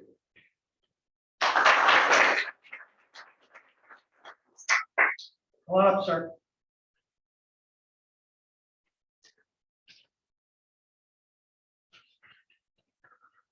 Evening, Bruce Bay, 84 Sweet Farm Road. I just wanted to make a couple of remarks. In the night that the council approved the ordinance, I personally implored them not to do that because if they did, they were going to create more problems than they solved. Now, I wrote processes and procedures for U.S. Navy weapon systems for 40 years. The last thing you can afford is ambiguities. When you do that, you allow whoever has an agenda to start interpreting things to suit them. On Monday, we convinced them that in fact they were wrong to do it the way they did. Now, we've been, and I applaud the lawyers, the attorneys, that's your job. I got no problem with that. The problem I have is that we had an attorney write an ordinance. Miraculously, it came to be that he had land he wanted to put a solar facility on. He ramrodded this solar ordinance through like it was a good thing, and we proved to the town council it's not. And this isn't over yet with the ordinance. I keep hearing things about what grandfathered this in, what grandfathered that in, and what it appears to us is that there's an absolutely overpowering urge by people in the town of Portsmouth, the elected officials and appointed officials, to benefit developers who don't feed anything back to the town. There's nothing to be gained for us putting solar facilities on the ground, for which we get nothing other than some tax dollars. Two of these pieces of land had miraculously their evaluations lowered dramatically. Nobody can even tell us how that happened. No records of it, but it went way down. While our evaluations, and I'm sure yours, continue to go up. Where's the benefit? So what I would say is, you've heard all kinds of evidence. Perhaps some of it is opinion, but most of it is actual fact. when you have something that does not meet the criteria, in good conscience, there's no way you can approve that. It's self-defeating. So I would ask you, like we asked the town council, aren't you here to protect the town of Portsmouth and protect its citizens and its taxpayers? Certainly, these kinds of projects, they don't help us one bit. Thanks.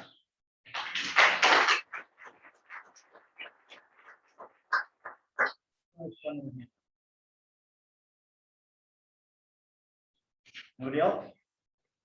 Mr. Lynch? We should probably ask for comments. Oh, I'm sorry, that's exactly right. And there is one, I know Kate Craig, who was the, one of the owners representatives, she's online, she would. All right, so let's deal with. Anyone using the Zoom app, please raise your hand if you'd like to give public comment.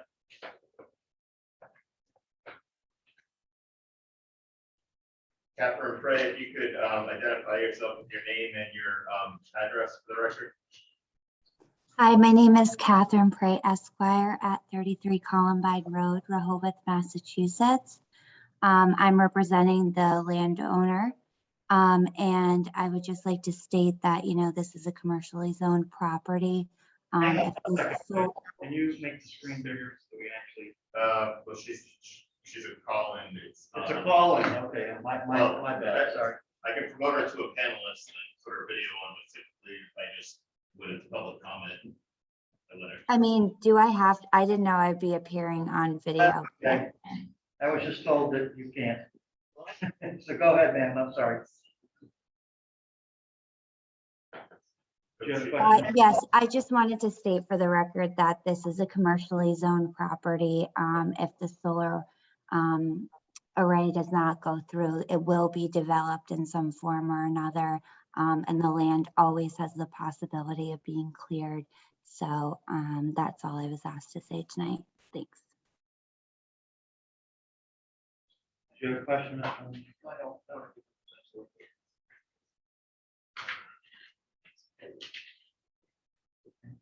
Do you have anything else to add, Mr.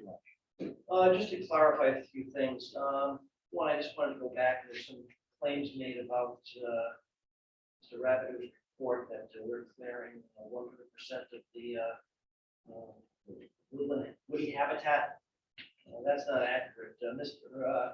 Rapidu has looked at the assessment area, which is a broad area around the reservoir. And he's determined that there are 142 acres of woody habitat. What his report states is that what we're doing is removing 5.6 acres. And that there'll be a remaining 136 acres of woody habitat. So we're not removing, we're not destroying the woody habitat in this assessment area. That's just not accurate. But beyond that, closing, I'm going to restate our initial position that we are entitled to master plan approval based upon the fact that the board did not act on this application 90 days after it was deemed complete. We're beyond that now, Mr. Lynch. So I want to restate that for the record. We have submitted back up. This is the third hearing for master plan approval. We have gone above and beyond what is required for any other project master plan review. We have submitted drain stormwater calculations. We have indicated that we have our RIPs, RIEM permits. We've gone above and beyond what is required for master plan approval. This project fits within the four corners of the existing ordinance for a solar site in this commercial district. We are asking this board to grant master plan approval. Back preliminary stage, additional information. Board, I'm sure the board will have questions for the letters that questions about. I think we've met our burden, master plan approval. approval. So I'd ask the board to grant us approval at this stage of the process. Thank you. Oh, hang on, anybody have any questions? All right, anybody else on line? All right, Sir, Mr. Hale. Thank you. Robert Hale, 815 Union Street. Just want to respond to Mr. Lynch, and point out inconsistencies in his statement, specifically their report. And I will read it word for word, not what I believe or what I intend. Their report. The solar facility will use approximately 5.6 acres of woody habitat within the central and eastern portions of the site.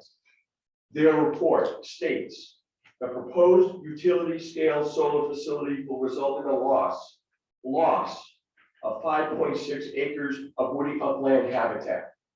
That's a quote. Not my interpretation, that's a quote from their person. So I don't know what Mr. Lynch is talking about, because I'm reading their report. And it says it's all gone. And that's from the report they submitted to you, so you can all review that. So that inconsistency is absolutely absurd, that would be represented to this board. And based on anything other than that, this application should be rejected because it does not meet the intent and the purpose of the current ordinance. Thank you.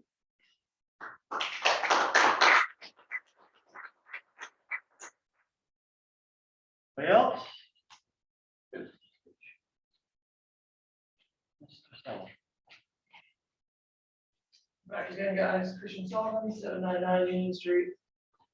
Just like to kind of take a little minute, experience this whole evening and what we just saw, especially the conclusion by the proposing party. If that sort of tactic, that kind of methodology is going to be applied, used to make things happen and to motivate this board, I don't know what to say, but please show us otherwise. That is just something else. I mean, everyone, I get it. Some of us get pretty fired up sometimes, but we are not here trying to strong arm our hometown legally. The last thing any of us really want to do, none of us have brought in legal counsel here because we're trying to keep it the way that we would like it to be, just a very civil, open dialogue matter about how we're going to continue our lives living together here. But the unique situation obviously is we're not going to be living with them. We're not. We're here, hired guns. So I just hope that you guys take that under consideration. I was not impressed with how that closed. Thank you.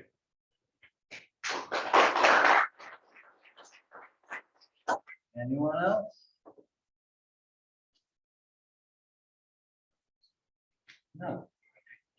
You want to get yourself in trouble. Well, me, I refuse myself, I'm a butter. And you should be out there. Can I do that? Sure, go.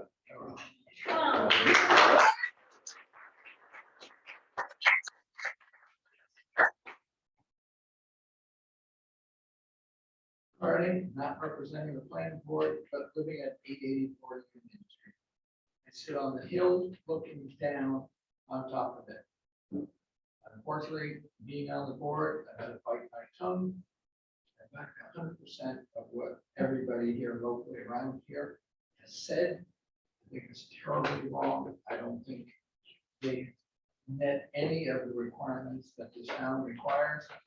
And I just want to make sure that people know that I stand by it. Thank you.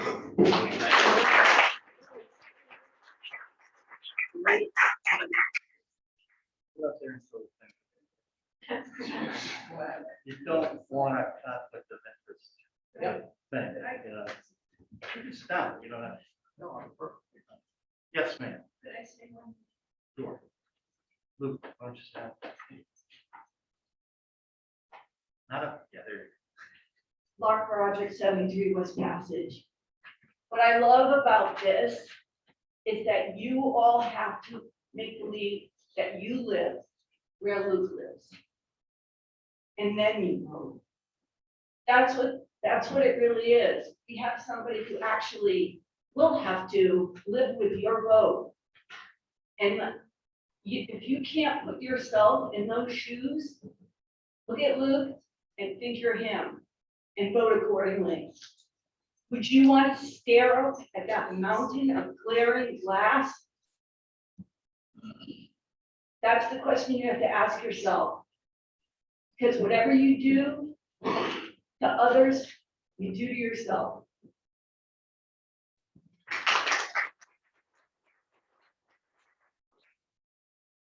Anyone else? All right. What's the pleasure of the board on?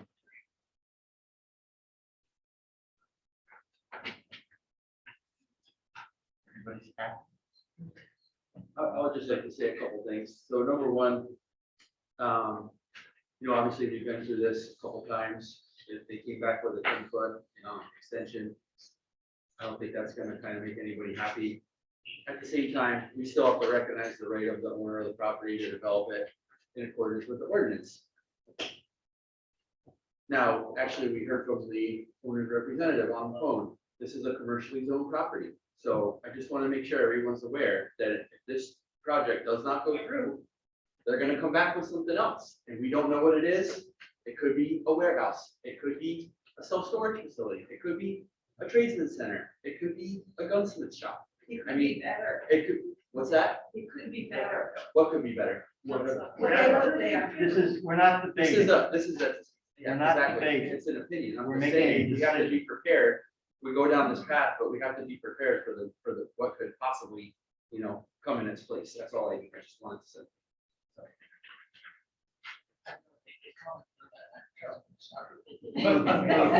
Luke, we're rendering your decision. Not open for commenting. Yep. All right. Sorry to cut you off. You were sitting up here, I let you go. I'll go up there and say, Anyone else? Comments? What's the pleasure of the board? Have to make some kind of decision. I'll make a motion to deny the application based on the fact that it does not meet the part of the ordinance as far as, the fragmenting forest habitat and minimizing the impact of the development.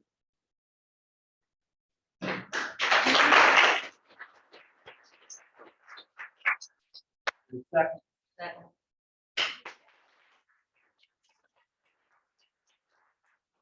Any questions? I'd like to say that I think is an issue. For me, the only and most important issue is watershed. That's really the only thing that about this whole thing. I think that this is a piece of commercial property that seems to have the right to develop it. And many of the things that they've done, they meet most of the requirements. But I'm very, very concerned about the watershed. Then that watershed comes with the letter of opinion, which is. We asked for this in July and we don't have it. I mean, normally, I understand that normally it comes with the preliminary. But we asked for it, we didn't get it. So it gives me pause. That's just my opinion. Is there anybody else who wants to comment? No, I tend to agree with the chair. I think that the basic premise of what we see in front of us, a piece of commercial property at BC Lake, but I do share the concern about the watershed. Although we asked for a letter, we didn't get it back. It was a small, trust her opinion that she sought it, but I just find it hard to believe it was a possible comment on the chair. I would just like to go back to my statement, and it's basically, as they pointed out, it's right in this letter. The solar facility uses 5.6 acres of woody habitat. They're going to lose 5.6 acres of woody habitat. The ordinance says it has to be minimized. Shall is action forcing language. You have to do this. If you're going to wreck 5.6, I mean, you got to try to reduce that. I mean, there's 5.6 available. Go farther. That's now you're minimizing the impact.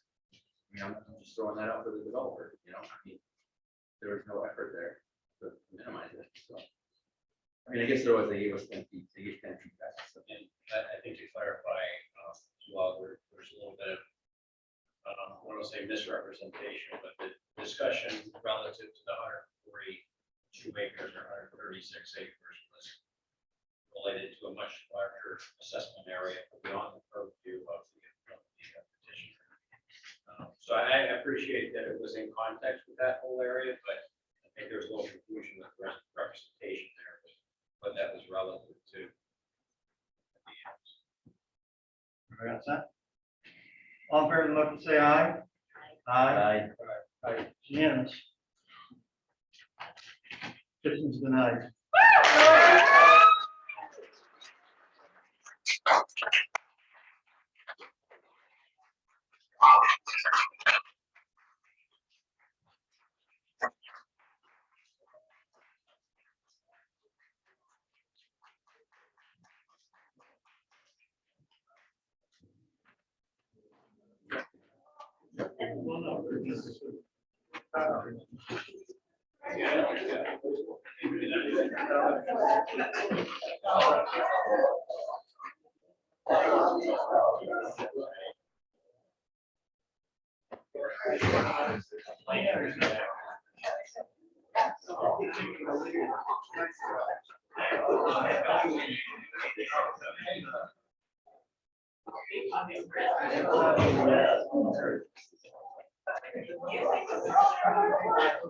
All right, we still have one more thing to deal with on the agenda, that's the monthly status report.